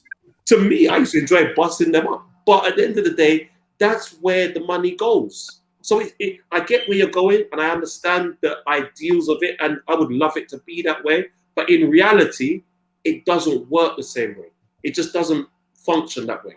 And we have to try and adapt ourselves and get to a point where we can try and get a bit of that money. We're getting there, Ray. We're getting there. We're getting there, and it's taking time. But at the end of the day, I just think, maybe I sound defeatist because I've seen it. But Mark's made a lot of very good points. Some very good points. Yeah. So and again, this is a a discussion, and this is an opportunity for like people to also network and can also bring that knowledge and experience. So again, thank you to Mark. And again, you know what, guys, we are reaching the 2 hours. It's been amazing. It's literally flown by, absolutely flown by. Thank you for all of the comments. Thank you for people that have come on. Emeka, you have like been one of our supporters from day dot. So thank you very, very much. I want to thank Ray, Jamal, Paul, Mark, Coach Barry, and Emeka, Nana. Sorry, can I just say one thing? Can we also thank Nana for not attending this week? Because it's been lovely. It's been absolutely lovely. You know what? Tabrice, Coach. And make a mention of the guests you've got coming on soon. Yes. Okay. Well, okay. Wow. Okay. Well, we have a former Premiership player coming onto the show next week. Should I say like the name, or or like should we wait until what? Let's wait. Let's wait. So guys, we have a former Premiership player coming on who's also part of the independent movement as well. And he's going to be giving us a lot of insight in terms of what goes on at pro clubs, his own experiences. So please, guys, tune in. We Keep have Nana far away from that one.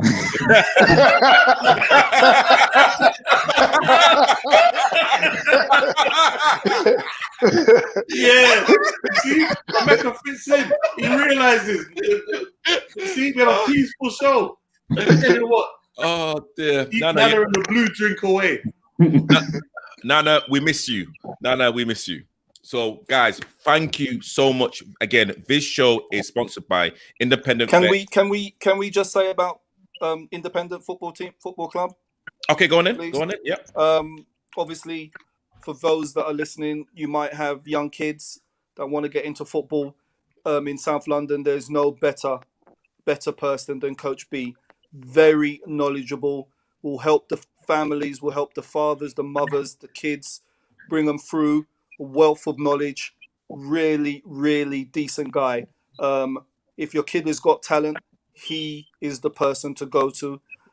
Also on linked on Independent Vets football team that's run by Ray and me. Over 35s, you've got to be quality to get in, but come along pre-season, see what you've got. But the Independent brand is a well-known brand in South London. It's a must. If you love football, if you love winning, if you love banter, it's a must. Well said, Paul. Well said. And well said, Paul. One last thing. Barry, is George Lister the George from Monday Nights? Is George Lister, is he the one from Monday Nights? I'm sure it's him. Yeah, it's from Mondays, yeah, George. Oh, okay, yeah. Thank you, George. We will holler at you. There you go. Again, this show is for like connecting people. And again, we have to raise the profile of Sunday League football. So again, thank you for everyone that's tuning in. It's been a very quick 2 hours. Let me just repeat again. Ray, the manager of Independent Vets, Jamal Horn, FA extraordinaire, London FA. If there's anything that you guys want to know, he is your guy. Coach Paul, aka Black Klopp, one of the angriest men in Sunday League football. Saturday football. Saturday football. We have Mark Martin, aka the Urban Teacher, doing great stuff. Within education. Within education, technology based, doing great stuff. Great public speaker as well. Thank you, Mark. We have Coach Barry, founder of Independent and also co-founder of Accra. Wealth of knowledge.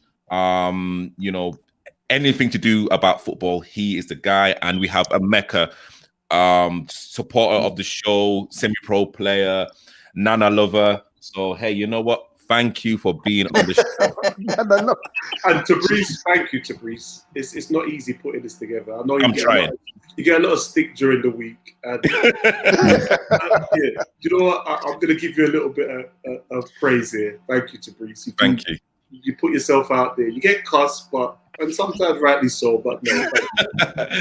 Thank you, guys. So Good this show has to been. Bruce. Thank you. So this has been the Amateur Footballer Unhinged. Watch out for next week. We have a former pro, as in Premier League pro, coming onto the show. So guys, do not miss out. 8 o'clock next week, Sunday.